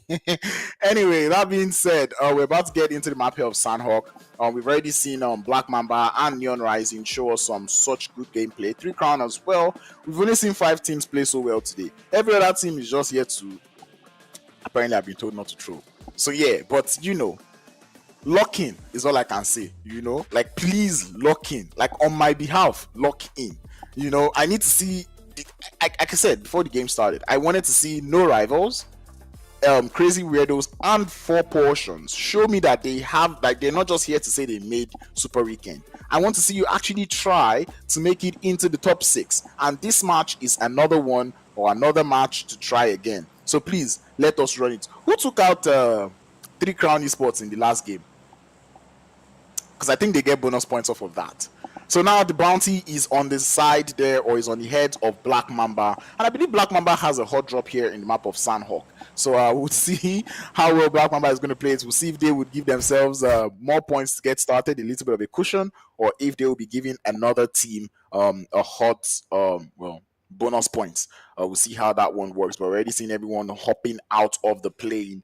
Black Mamba do not seem to have any company so far as they're heading all the way to Camp Bravo. Playing parts, we all know in the map here of Sandhawk, it doesn't really matter. Boots Camp is going to be held by just one team. Looks like things are going. Oh, guys, I do not know if. Oh, it was for Kenya, because I've seen this zone before. I've seen this zone before, and if you're watching, I want you to know something. If you see this kind of zone, whatever you do, there is only one playable place. Maybe not only one. The middle is playable, but don't go to the middle. Don't go to the middle yet or early. And I know there's a couple teams that like to play center, like Black Mamba. So seeing this kind of zone, they would want to be tempted to head straight to the barn or somewhere around the quarry. I promise you, you do not want to be there early on in the game. But I'd like to see how Nigeria plays this. I've seen Kenya play this, and now I want to see how Nigeria is going to react to this zone. So, guys, I hope to get entertained. You know what I'm always here for. I'm always here for the tacticality and to kind of see how these teams would run this one. Everyone does seem to be on the edge of the first circle, not by choice. It is just because that is where the zone has appeared. There's a couple hot drops here and there, but it's like, why hot drop Afro Esports when you can hot drop Black Mamba and get bonus points? You know. Anyway, I'm not gonna emphasize or dwell on that for too much. 59 players locked in the lobby. We did lose one player already, so make that 60 players that we did get in. Some teams not here with a full squad again. Good to see 4Portion with a full squad. So 4Portion, I apologize for my mini crash out in the first game. I will believe that it's network that boots you out, you know. But anyway. The battle for top six once again. Top six from the Super Weekend would be making it into the grand finals. So, well, maybe not grand finals, into the split finals before you guys quote me. But they're making it into the split finals. So, we'll see how well they play that one. Bonus points still on the line. I don't think any bonus points has been accrued so far, except for the bonus points of taking out the team from that won the last game. To be honest, this game I would like to see Tribe Warriors win. The only reason why is because they've played so well, but right now I need them to just balance it out. They've shown me that they're able to get the eliminations, and I said this: Tribe Warrior is that team that they're kind of sketchy, like not like sketchy, but like they're just. It just seems like they are just on a low type thing, you know.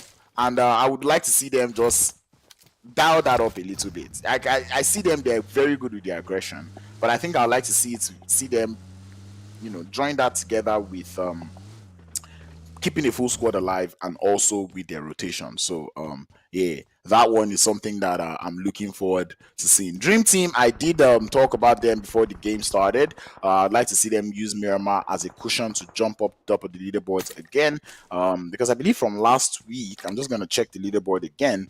I do not think that I don't think they had enough points. I don't think they had enough points, or I don't think they were in the top. They were in the top six. Oh wait, they are. They were in the top six. So big, sorry, wrong. My bad. They indeed are not. Yeah, they were seated in eighth position. So yeah, I would like to see them, do better. Try to climb up, because right now the teams that are doing well are the teams that are currently in the top five. You know, 14th Gaming, you might also be giving up your points in top five, because Yemoja Gaming is the only team from top six that did not make it into the Super Weekend. And no matter what anybody tells me, I'm going to call them Yemoja, bro. Like, it's just Yemoja. There is no that name just has too much teeth to just go for Yemoja, bro. Like, make it Yemoja and save everyone. Yeah, Dream Team. I do want to see Dream Team play better. Because right now it does seem like there is one spot available in that top, in the top six. And which is not just gave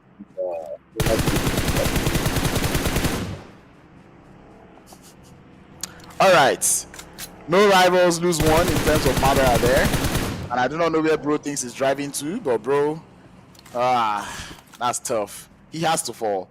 Chris wins this. Does Chris win this? He does have the height advantage. 0-2-3 behind. Two players down for no rivals. Down to the two. Liquid Metal is going to hold down the forts. Well, actually, down to the last player there, as Liquid Metal is the last one, and well, maybe not anymore, as no rivals find themselves back into the lobby. Unless they pull off some sort of madness, I think it's going to be until tomorrow. Actually, they can. No rivals. They're still the last game. Ooh. Soft zone shift. I promise you, it's the same zone. You guys, I promise you, it is the same zone. The zone might end up around that outskirts of Lakawi, but for now, it's gonna go for that center. And please do not go to the center. I'm telling you, those don't go to that center, man. It's not. Now is still the time. When it's time to go to the center, I will let you guys know. But for now, do not go to the center. Anyway, on Solid Army still in the blue. They do look to be finding vehicles and maybe finding their way into the circle. RT Esports trying to hold up in Kampong. Afro Esports also still in the blue. 14th Gaming also still in the blue. I'm not gonna lie, 14th Gaming, I didn't want to say there's two spots up in that top 5. Oh, sorry, top 6, because right now you guys are throwing, and if I, for what it's worth, with what Black Mamba is playing, I believe Black Mamba is already in top 6. At least that kicks out Umoja Gaming, which leaves us with just the one more spot, or one team that is not playing so well, which is 14th. So 14th, you need to lock in, else you're losing that top 6 spot from today. And promise you, tomorrow it's going to be even deadlier, because I feel like tomorrow is the last day that you have, the last 4 games tomorrow, in order to make it into the final. So you don't want to do so well in week 1 and then week 2, fumble it all. Vanguard, a team that I'm looking forward to. They were currently seated in 9th before this super weekend. Right now, they've not been playing so well, so I don't think they would have made it into the top 6 yet. But I believe if they start to put in points from this map, things might start to change a little bit. But right now, it is obvious, it's starting to look clear that it's only 2 spots that might be available in that top 10. Because, man, Neon Rising, 3 Crown Esports, and Ecstasy don't seem to be letting go of the way they are playing right now. Tribe Warriors have also been playing so well, which is why I'm saying there's only 2 spots left, which is Umoja and 14th Gaming. So Umoja definitely shaking in their boots. In fact, there's no point shaking in their boot anymore. They already know that there's no making them. They should just go and start getting ready to play last chance. But I guess that I sincerely do not know how Umoja did not make Super Weekend, but I guess some things happen. But anyway, Tribe Warriors and Dark Knights. The one game where Dark Knights did not hot drop is not the game they did not come in with a full squad. Isn't that crazy? So can we assume that the last player is the one that is always telling them to go and hot drop? But anyway, Dark Knights looking to even the tides there, but it looks like third party is not going to allow them enjoy this one as Su does get knocked. And this is where you make a mistake. You have gotten a knock, but you're focusing on who knocks the other player. Anyway, Frostinho is down to very little of HP, and here comes Finger Me. Currently holding up in that, oh, that's a good nade. Doesn't quite get there. Su, clutch, able to get out just right in time. And Dark Knights able to grab their revive, able to grab their HP back up. I do not know what you're doing. You know he's in that room. You know he's there. Just spam a molly. Oh, they don't have nades. Su, Ronaldo has no nades. What is the play? Oh my god. Both teams are playing push me. Alright, next zone. Yeah. Don't go to the center yet, guys. Do not go to the center yet. Just putting that one out there. Oh, first knock. Come on, sit down. And two. Is he gonna find 3 though? Free fire is good. Molotov finds him. And here he's gonna burn. And down he falls. Tribe Warriors. What a way to hold the fort. They would lose one player in Finger. But Touch gonna be able to get revived there. And I got excited a little bit there. Oh, RT Sports heard it. They won it. And this is the beauty of Sandhawk though. Are they gonna get it? RT Sports are now in the vicinity. Tribe Warriors get the memo. They heard the vehicles. Grenade being sent. Oh! He connects! Rodo is down.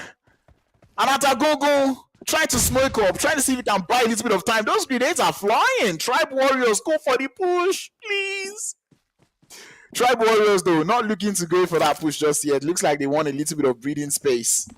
And I think that is enough to just allow the players there from RT Sports to understand that, hey, we are not sleeping. We are still holding down our fort and we're good. But man, this is a very, very tough angle there coming in through from touch.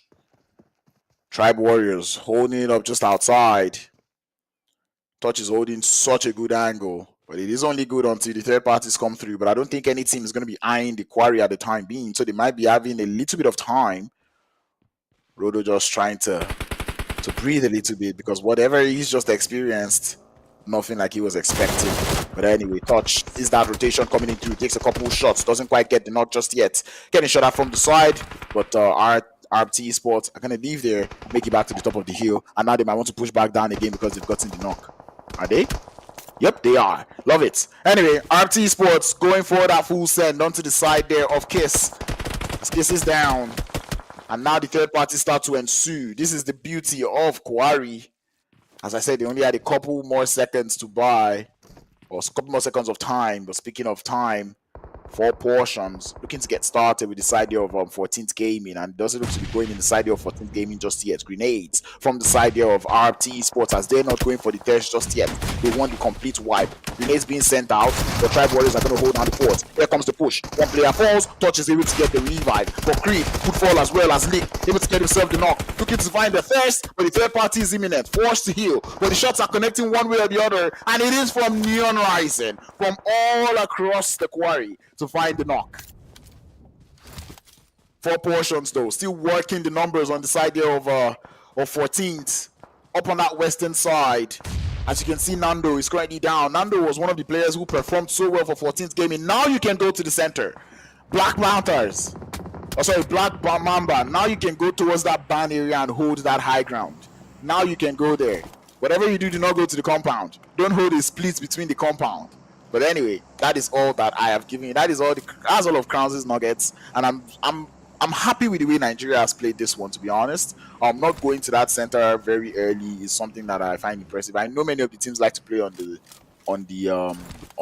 edge, but still, not getting tempted to just drive straight and hold one of those compounds in the circle was a good play. So yeah. As I said, I saw this zone first in Kenya, and the way they are well in East Africa, really, and the way they played it, they all, well, many of the teams, or some of the teams actually, especially the ones who play central, headed straight into the center early on, and that did not play out so well for them. Vanguard and the side here of Unsolid Army looking to get started on that southern edge of the circle. They're out there on the southeast, with Unsolid Army already looking to lose 2 players already in that engagement. Vanguard starting to make their push up the top of the mountain, but the question is, who do you want to push? They know Layla's knock is there, and maybe they might be finding that thirst first. Layla just trying to crawl out. And I'm surprised, or I find it fascinating the way the teams use grenade, you know, because it seems, look at that Neon Rising story. How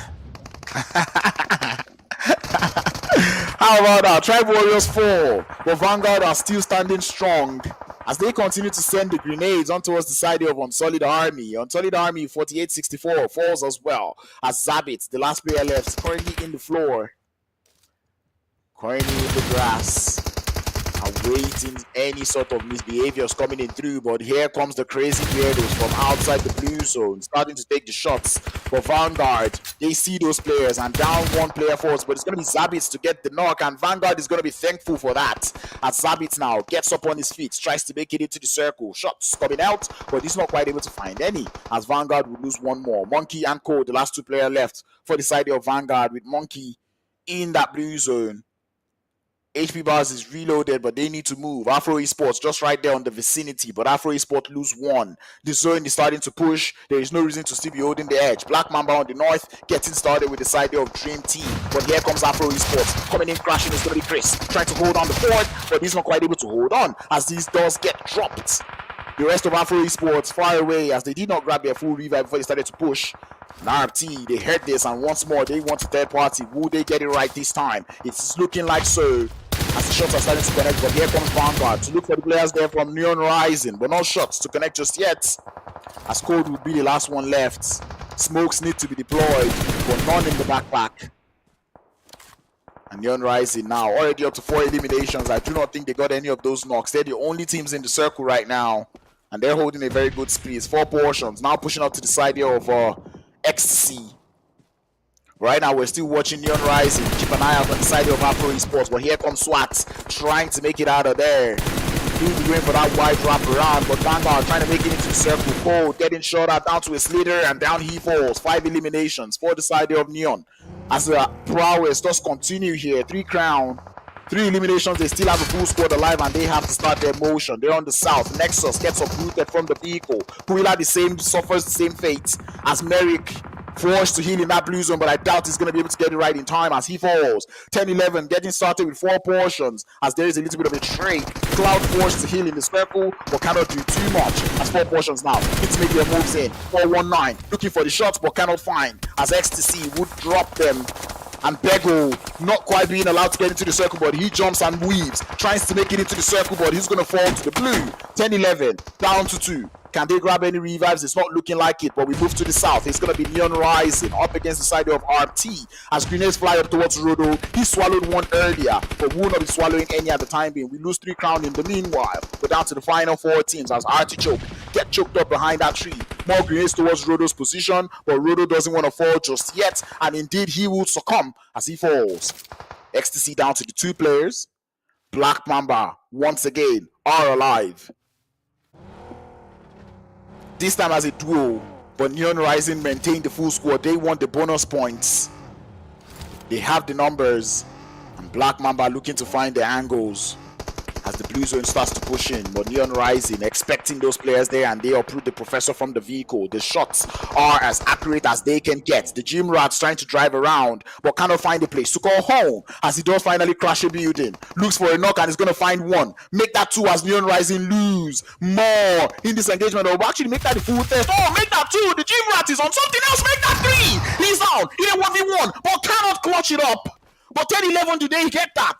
Do they get the memo they slept on the last game and they are sleeping on this one again? They're both pushing in and Neon Rising. They would get the revive. But Ecstasy, they are waiting for them to move. I don't think they are aware. They were not keeping an eye on the elimination feed. But what a play there from the gym rat. 3 players down and that would have been a squad wipe. Neon Rising able to get their numbers back up. And Ecstasy, they know they have to play the perfect gatekeep. They cannot expose themselves. Neon Rising know that it is a 3v2, but they are not aware of the position being held by 10-11, or maybe they are. Zamar goes for the first shot, and now they get the memo. Now they have the idea. This grenade is going to do it for them. More Chicks has got a grenade, sends it out. Connects greatly, but doesn't quite find enough just yet as Amar position has been exposed. Danny Brown sees more steals on the flank, but Amar looking for his own clutch moment as he does find the first knock. Down he falls. Amar still alive, trying to see if he can get the test, and he will get it. It's a 2v2. Make that a 2v1 now, as More Chicks is the last one left. Getting sent by both players there from 10-11. Goes for the player on the left first, but it's not gonna work as Ecstasy grab themselves the 3rd chicken dinner of the day. And we know we say it when we talk about Sandhawk. One of the teams that we would also want to talk about would be 10-11 Ecstasy as they get themselves the 3rd chicken dinner of the day. Not too many. I don't know how many eliminations they got, but I'm not gonna lie, they should have pushed into that fight quite early.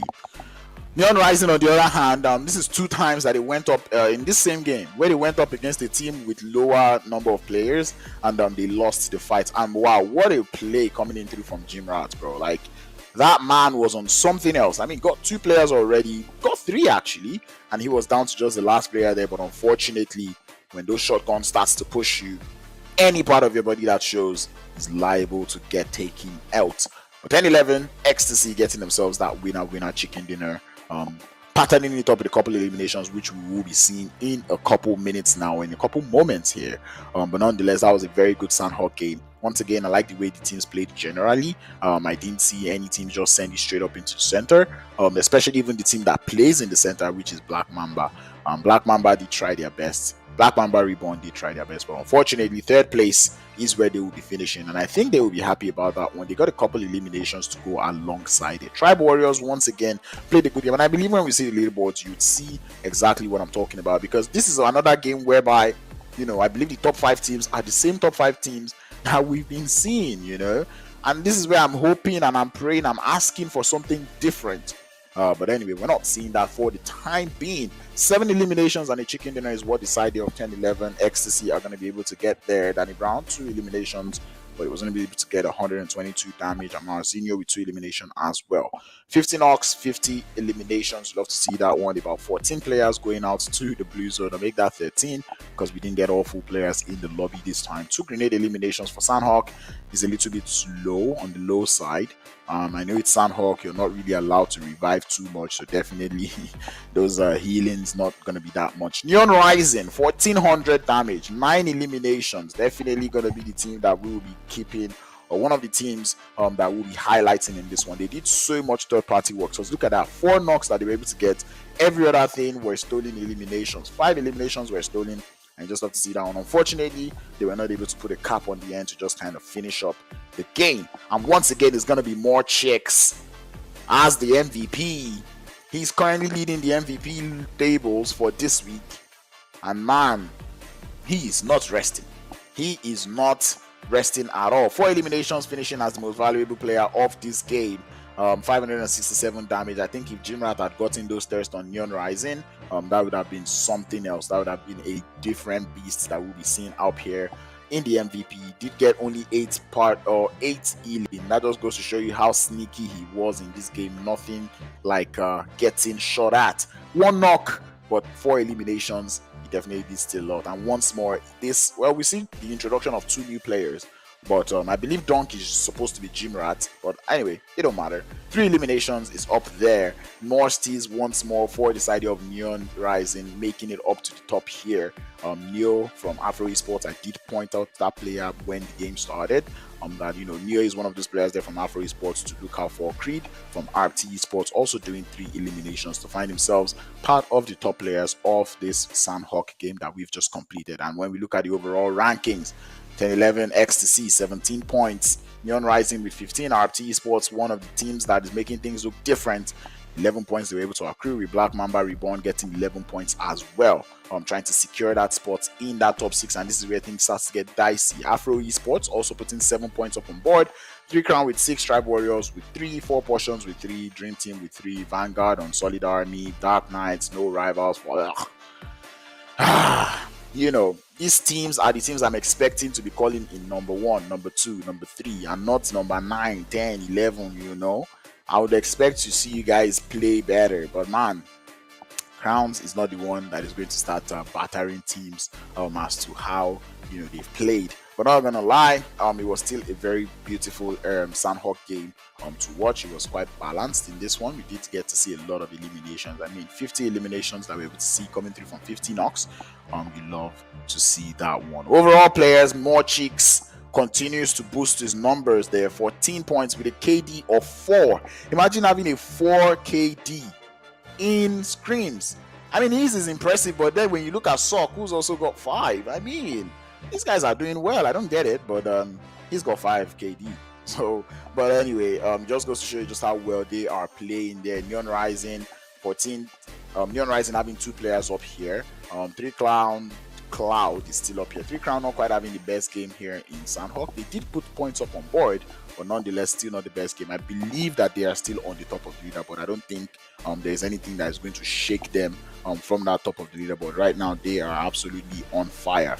But that being said, we're going to be seeing our overall standings for this week. Black Mamba on the top with 41 points. Ecstasy still maintaining second position, closely behind with 3 points, just lagging. 38 points they've seen in second. They share the points across 3 Crown and Neon Rising. And we're starting to see the numbers get relatively closer with RT Sports boosting themselves to 6th position now with 17 points, Afro Esports with 14, Dream Team with 11, 4 Portions with 10, Vanguard with 9, and you know how the thing goes. 14th Gaming in 15th position is not something that I'm expecting or that I expected to see at any point today. And here is where the agenda starts to agenda, because it's already bad that people are already saying this is because of the lobby that they were in. And them now coming in to play this, 3 points in 3 games, like literally they're averaging 1 point. 1 point per game is a very crazy average, I wouldn't even lie. Crazy Weirdos, on the other hand, are averaging nothing per game. So I think they would have to step up the game, and Crazy Weirdos, don't let me crash out. Lock in for the 4th game, please. Athlete Gaming, Vanguard, on Solid Army, no rivals. I would like to see you guys step it up in this next game. 4 Portions as well. I'd like to see you guys step it up. And the same thing that I said in the Sabe at the end of the 2nd game is Tribe Warriors. I would like to see you guys play better. I would like to see you guys win this one. So that being said, will Tribe Warriors finally find their game in the map of Rondo? We will be finding out after this short break.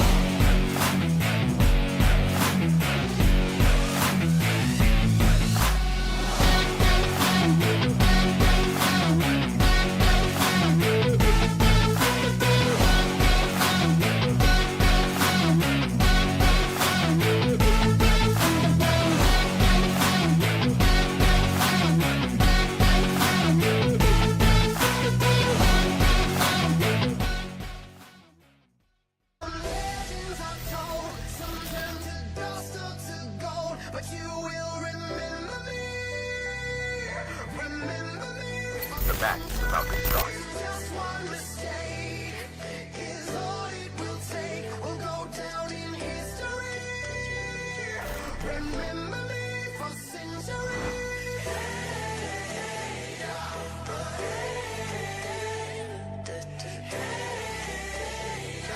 Remember me for centuries.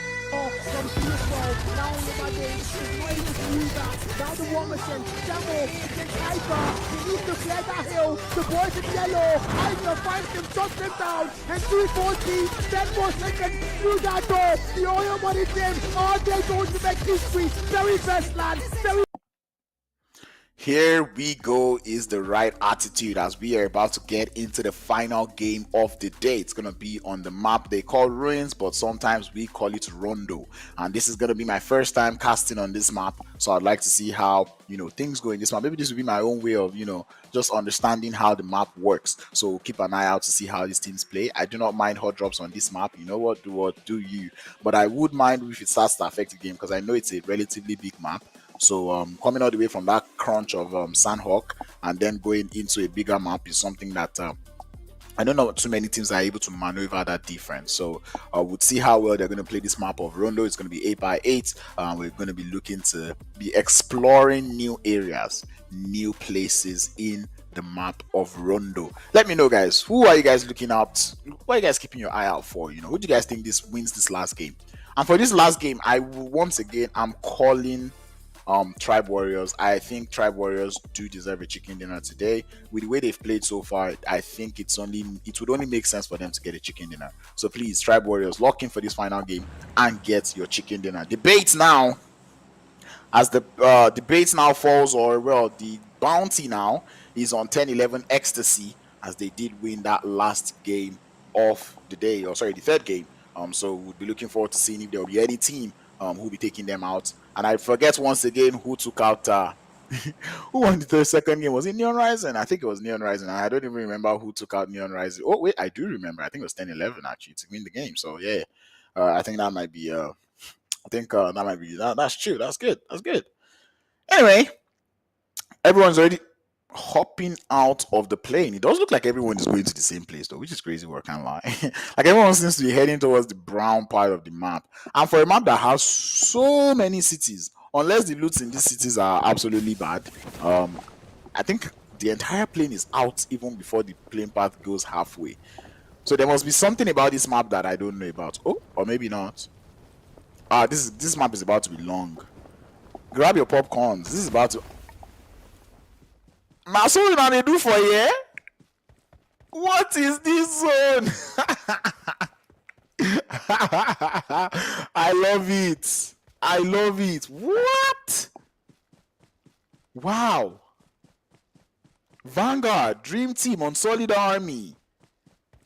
What's your move? 4 portions. What is your move actually? Eh? That's a tough zone right there, guys. Is this how it works? Is this how Rondo is? Wow. How about that? How about that? If that's the case, then I like this map already, bro.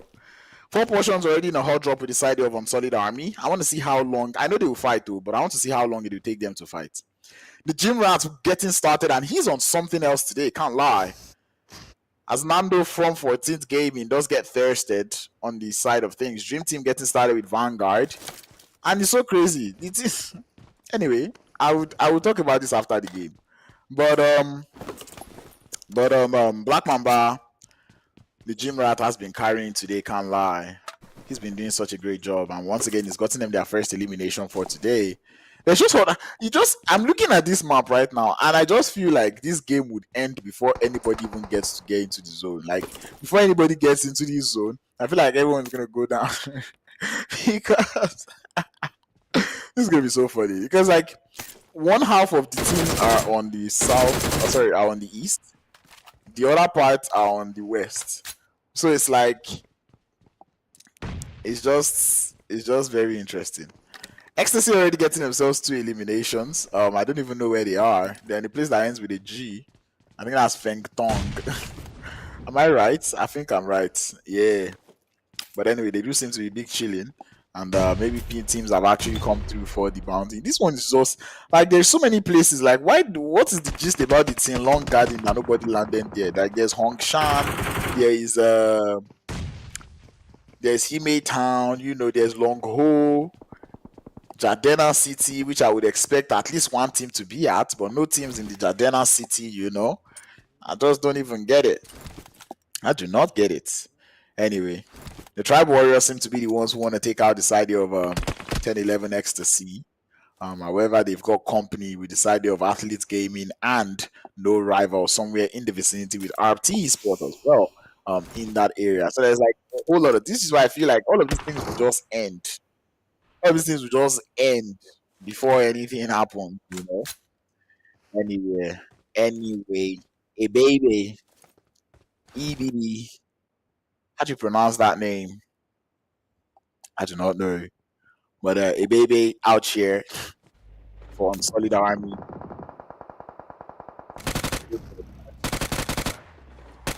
Team Vanguard are going to be the ones on the receiving end. Code is just like, people should just take me. Where is your dignity? I don't even think Code had a weapon before he got eliminated. Yeah, which is why they're not even trying to loot him at all. Imagine. What? What are you doing, Dream Team? Well, at least he had painkiller. Anyway, RFT Sports looking to continue on this fight. Tribe Warriors turning his back on the ups there. 2 shotguns in the hand there of the Pepper. And Gungun is going to get shot out from behind as well. This fight is very messy. And RFT Sports going to be forced to fall back a little bit.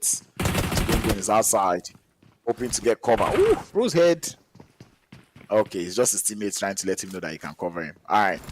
RFT Sports, though, everyone has got angles on everyone. So it's crazy work. But anyway, Gungun has got that stun grenade blocked and loaded. Sends it out to the side. I think he knows he might have connected, but he does get shot out from behind as it's going to be Finger to find out knock. RFT Sports now on the disadvantage here. Oof, another stun grenade goes out, not to connect us yet. RFT Sports choke, letting him know that he can really see. The doors are different here. And choke now with the suppressor on that S12K. He turns his back on the ups there, but his ups has also slept on it. As choke remains alive. The fight will continue.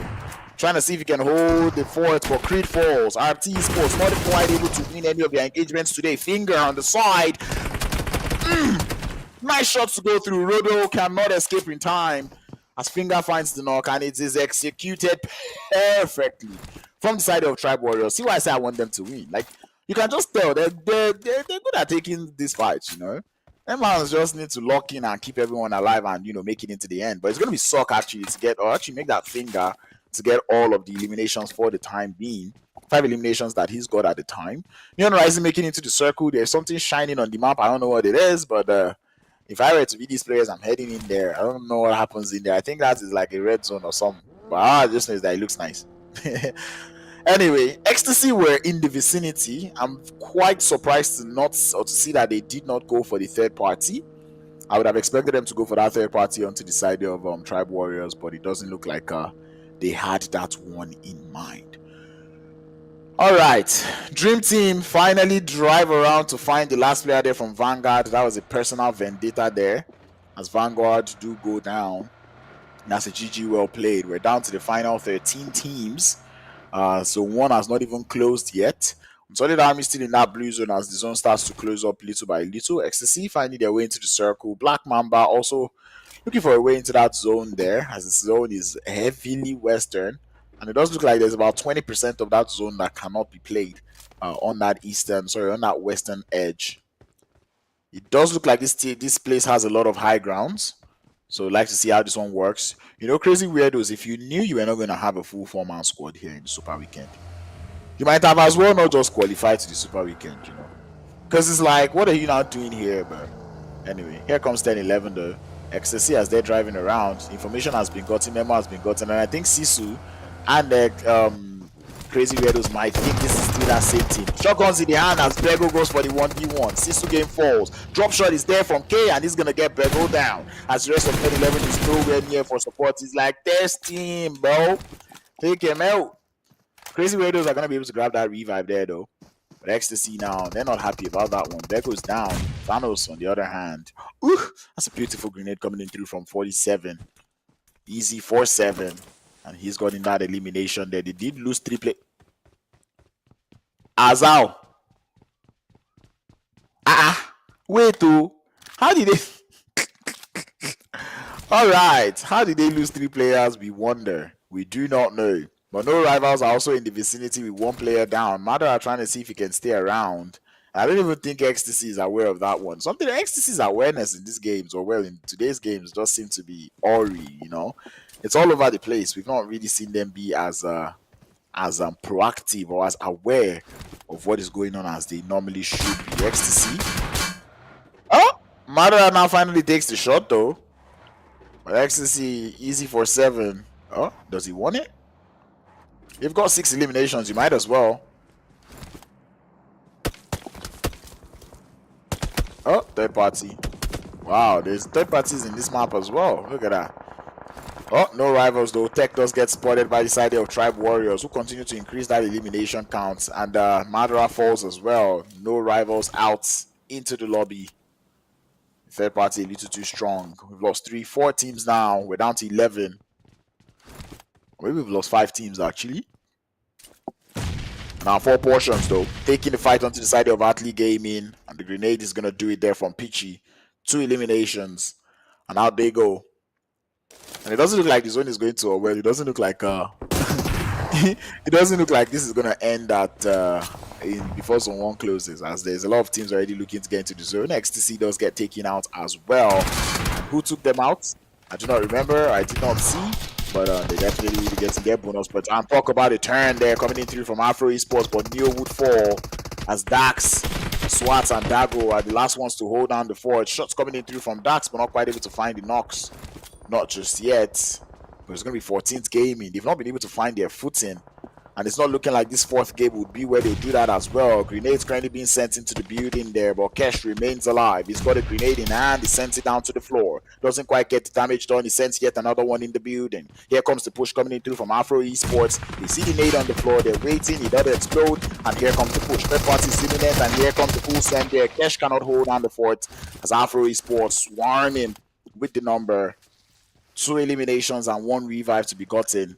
And we do get yet another zone shift on that western edge. But man, Tribe Warriors, they are around. And they're doing the damage, getting the thirst here. Black Mamba, make that Tribe Warriors. 9 eliminations that they already have at the time being. They still remain as a full squad.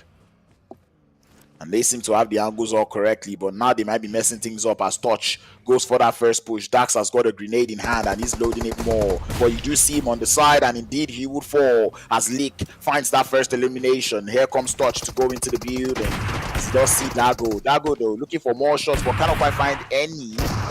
As players there from Tribe Warriors remain alive. The grenade flies out, and that is going to be all for Afro Esports. 11 eliminations for the Tribe Warriors, and they continue to frag around in the lobby. 4 portions still alive, 2 eliminations so far, but they've lost 1 player in Peachy.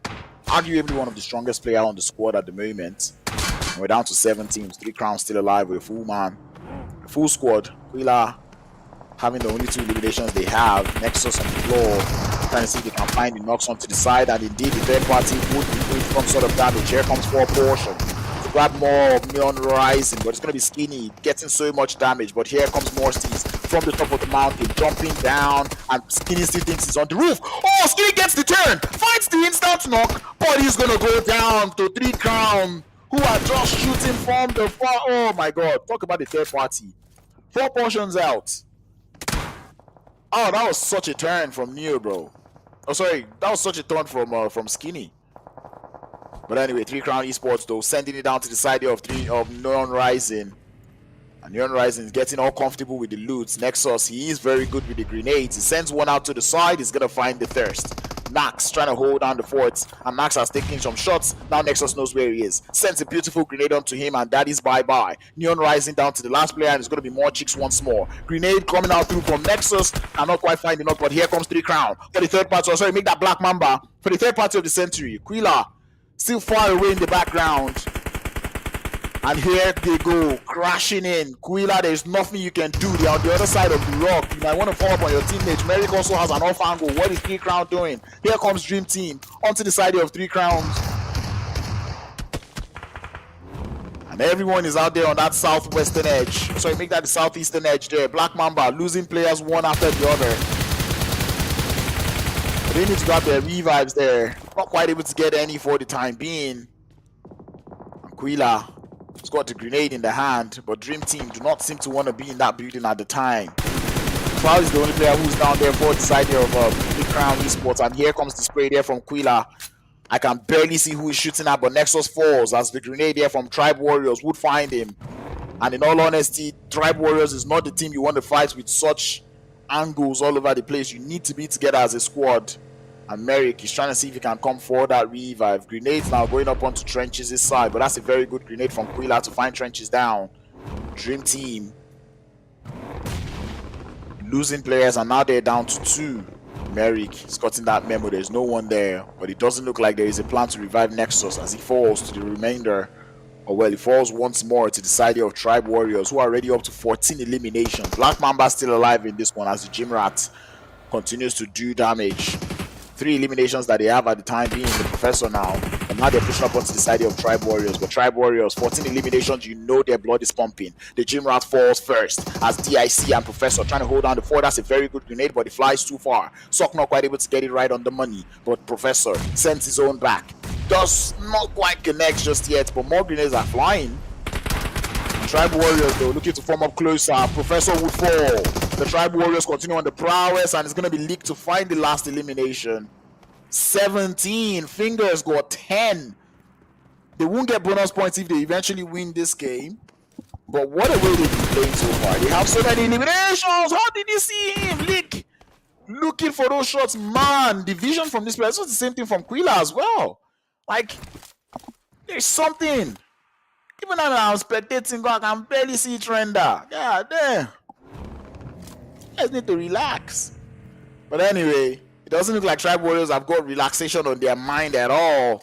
10 eliminations for Finger alone, and they've got 17 as a full squad. You do know that they're having so much fun. Their blood is pumping right now. I don't like at this point they feel unstoppable, you know? Like no one can stop them. Unsolid Army are pretty much just having an explosion at this point. Them mans are just driving around and saying, oh, hi guys. So this is this part of these are these buildings, these are those buildings. But it does look like the excursion might be coming to an end as Tribe Warriors would find that first knock. And they are sending it in the vehicles. They do not mind. As you see them already in the vicinity, and it's going to be 48-64 to walk on them with grenades. He's got one prepped up and loaded, but one falls right in front of him. Just too much damage, and he's going to fall. As the remainder of Unsolid Army, not quite close, as Layla is on an off angle, tries to pick up, but Sox spotted him. Unsolid Army, they've got just the last two angles. They know where Leela is. But do they want to send it? That's the question in mind. It doesn't look like so, but Dream Team is here for third party. And things might be getting a little bit sketchy for the side of Tribe Warriors. But they've got 19 eliminations, bro. Layla lives there, tries to get out of dodge. But hey, baby. Trying to do some damage there, but cannot get any to connect just yet. And Sok is aware, but he's going to get that buggy just right into a safe spot. You know they cannot be here for too long. Unsolid Army are currently in the blue zone. And 3 Crown are still alive in this circle. We're down to the final 4 teams. But this circle is a little too big. There's so much area to be played so far that most teams might just have to chill and relax. But 3 Crown now, they get a whiff of the side of Tribe Warriors. Dream Team also still trying to get into the circle. But 3 Crown is third party in this fight. Players from Tribe Warrior, they would have to move. And I think they realize that. See them get into the vehicle. And they want to full send it. Quila though on the spray, not quite able to find it, not just yet. As Unsolid Army on the buggy, come on, uprooted, 1 down, and a baby pushing up for that 1v1 up against Quila, but Quila knows the zone is pushing, doesn't want to force it out. He knows the player's gonna move out regardless. S12K going for the shots. Oh, the blue zone doing so much damage. Quila heads into the circle and he would find the final damage. 11 eliminations for 3 Crown Esports. They won their second of the day. As you see them trying to make it into the zone, Merrick finally survives in the final game of the day. We've seen that player go out early in every other game. But this time, they stay alive as Quila finds his way into the circle. But now it is Tribe Warriors with 19 eliminations down to a 2-man squad in a 2v1 or 2v2v2. Ultimate showdown. Dream Team trying to see if they can find the off angle. I do not know whose idea that was, but Storm finds out quickly that that's a very bad idea. Instant thirst and back into the lobby. 20 elimination points. There's got to be some sort of bonus for that. As Tribe Warriors, 12 eliminations for Finger on his own. And now Dream Team forced to play as a solo there. Gonna have to play that one slow. Tribe Warriors, the only one in the circle so far. And 3 Crown Esports trying to make sure that they're covering every angle. I like the play. We've got 11 eliminations as Dream Team now. Still in that engagement. Sad, the last player left for the squad. And tried. And I think he saw that player just right out of dodge. Or out of position. What is 3 Crown doing? 4 players in the vehicle. They're trying to make it into the circle. That is what they're doing. And now they have the high ground. Sok just gets spotted there by Sad. And it does look like it's going to be a combo onto the side of Tribe Warriors. As now Finger is the last one left. Trying to see if he can survive. But Dream Team being such an absolute pain. The grenades are landing. And we know 3 Crown.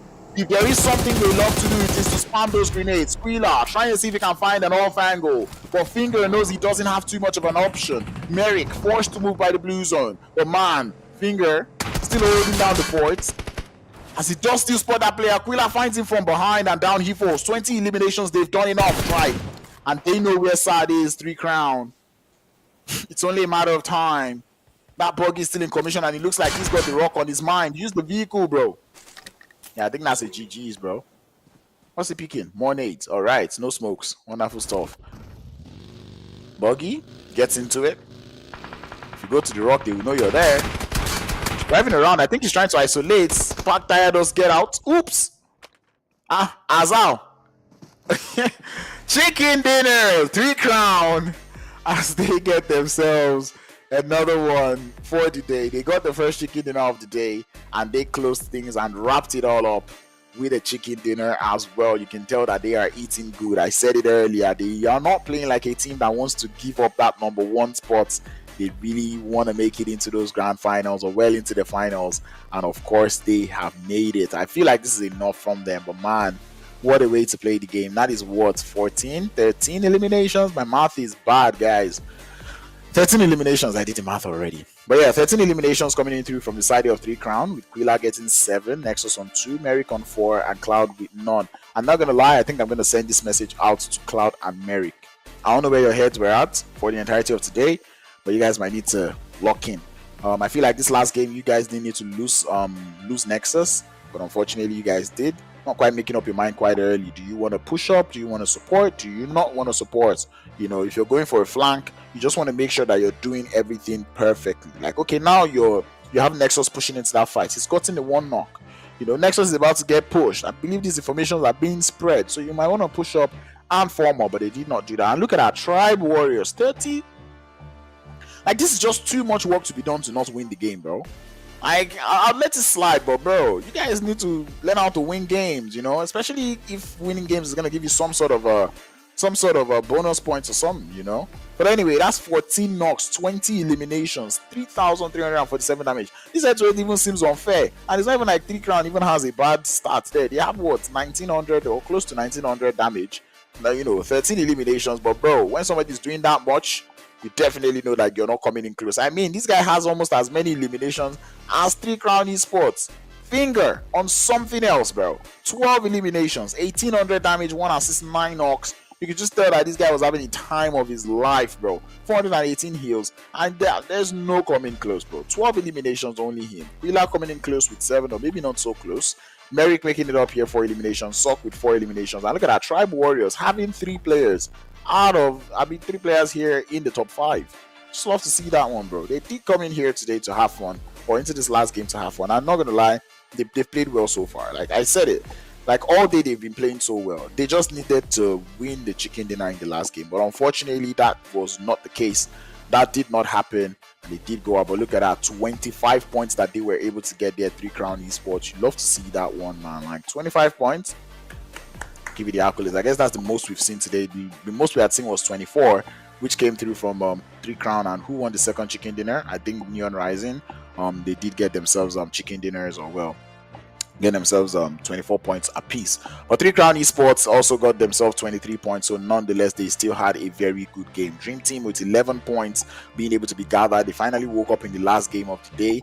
Ecstasy with 60 points coming in through from those that 6th elimination. Black Mamba not quite doing too much in terms of fragging, but for surviving we give them a little bit of points, you know. 6 points that they were able to get. Neon Rising in what seems to be like the worst game that they had today, 5 points that they were able to grab. For Solid Army with 4 portions with 3. I'm not even going to go down any further, but you know, because, and the only reason why I don't want to go down is because these teams that are down here are not the teams that I should be calling here, you know. I mean, like flip things, 4 portions, RT, what did you come here to play? 14th gaming, bro. Let me not even start. But anyway, overall top fraggers, more chicks gonna get booted out there from number 1 by Finger, just based off of that last game, bro. Like, look at that, 12 points. He had 4 eliminations before, and then got 12 in one game, and now he finds himself as number 1. KD of 4. Love to see that one coming in through. Neon Rising, more chicks is still gonna be there in 15th position. Not gonna lie, if you look at just these top 5 players for today, you just kind of already know which teams did well, because they actually represented what happened today. Black Mamba played so well, and that is Jim Rats there instead of Dunk. But yeah, Black Mamba played so well. You love to see that. 13 eliminations. Neon Rising played so well. Tribe Warriors have played so well today. 3 crown as well has played so well. So I believe we've touched every team that has played with such aggressive prowess today. You love to see that one. Sock Gym Rats, More Chicks, Finger, and Merrick. I think you guys do deserve a bottle of I don't know what you guys drink, but definitely a bottle of Monster or a can of Monster when you go, man. Here we go. The overall leaderboards: 3 Crown leading the charge with 2 chicken dinners that they were able to get today. 61 points up on board. Tribe Warriors following behind with about 11 points of a difference, if I'm doing my math right, or maybe 12 actually, with 49 points out there. Look at Tribe Warriors: 11 points from placements and 38 from eliminations. They have the highest eliminations in the lobby, but man, if we're going to point out eliminations, we have to also point out 3 Crown getting himself 35 eliminations to go alongside 26 placement points. Black Mamba finishing in 3rd position with 47 points. XTC following closely behind with 3 points of a difference with in 4th. Neon Rising getting booted down to 5th. I think Neon Rising went on a little bit of a downward slope. In that last 2 games, we didn't really see them pop up. Actually, just in the last game, really. But well, I'll just say the other teams did play relatively well. Dream Team finally able to get 22 points, but man, there's a 21 points difference between 5th and 6th, bro. Like, you know, that just goes to show, like I said, 5 teams played well today. Every other team were just lagging behind. Dream Team, RT Sports, Afro Esports, you know, following behind in 6th, 7th, and 8th, respectively. 4 portions only able to get 13 points, and this is just sad, seeing that, you know, game 1 they got 7 points, right? So after game 1 in 3 games, they were only able to get what, 5, 6 points? You know, that's not how it works. You know, Vanguard in 10th position, it does look like they had some sort of fight with Dream Team, because Dream Team were out for blood, chased them down in that last game and took them out. On Solid Army, no rivals, you know, everything that is just down there. Crazy Weirdos. 14th gaming, please lock in the name of Jesus. You know, we've got one more day before the end of the Super Weekend, so I'd like to see you know, these teams try to capitalize and try to make advantage of that. It is already obvious that there's a couple teams that it is unarguable they're going to be there. I think those 5 teams that played well today, unarguably they're going to be in there. There's only one spot left in that top 5, and that is the spot being held by 14th Gaming. It's not even Umoja Gaming, it's not even Umoja's Gaming Sports anymore. It is either 14th, actually it has to be 14th Gaming Sports, the only one left for grabs, and that's if 14th Gaming is still even in that top 6. But if you want to see what the top 6 is looking like, be sure to subscribe to 10N80 on Instagram, and you'll be able to see what the leaderboards look like. But that being said, that's going to be all for me for today. Thank you all for tuning in. It was absolute banger reading the chat. I enjoyed that one, and you know, watching these teams play today, I guess I'm a little bit impressed, but maybe not so impressed, because I don't like when a couple teams are just doing well. I'd like to see all teams do well. So tomorrow I'm hoping to see all these teams that are on the bottom 9, in fact from 6th downwards. I'd like to see you guys, you know, change and switch up the tides, because it just makes you feel weird. Like, if this is what is going to take you into the finals, the Super Weekend, if this is how you're playing, how do you want to play against these same teams, or at least these top 5 teams, when you get into the finals? Because it just feels like the finals is just going to be those 5 teams, you know, clearing everybody. So that being said, right now, lock in. When the leaderboards come out, see who can still make it into the top 6, and just try to make your way into that top 6, and we'll see how that goes. But that being said, thank you all for tuning in. It's your boy Crowns, and I will be seeing you guys another time, most likely tomorrow. I don't even know what I'm saying another time. I'll be seeing you guys tomorrow for more NPL action. So stay tuned, stay connected, and I'll see you guys soon. Have a good night, Nigeria.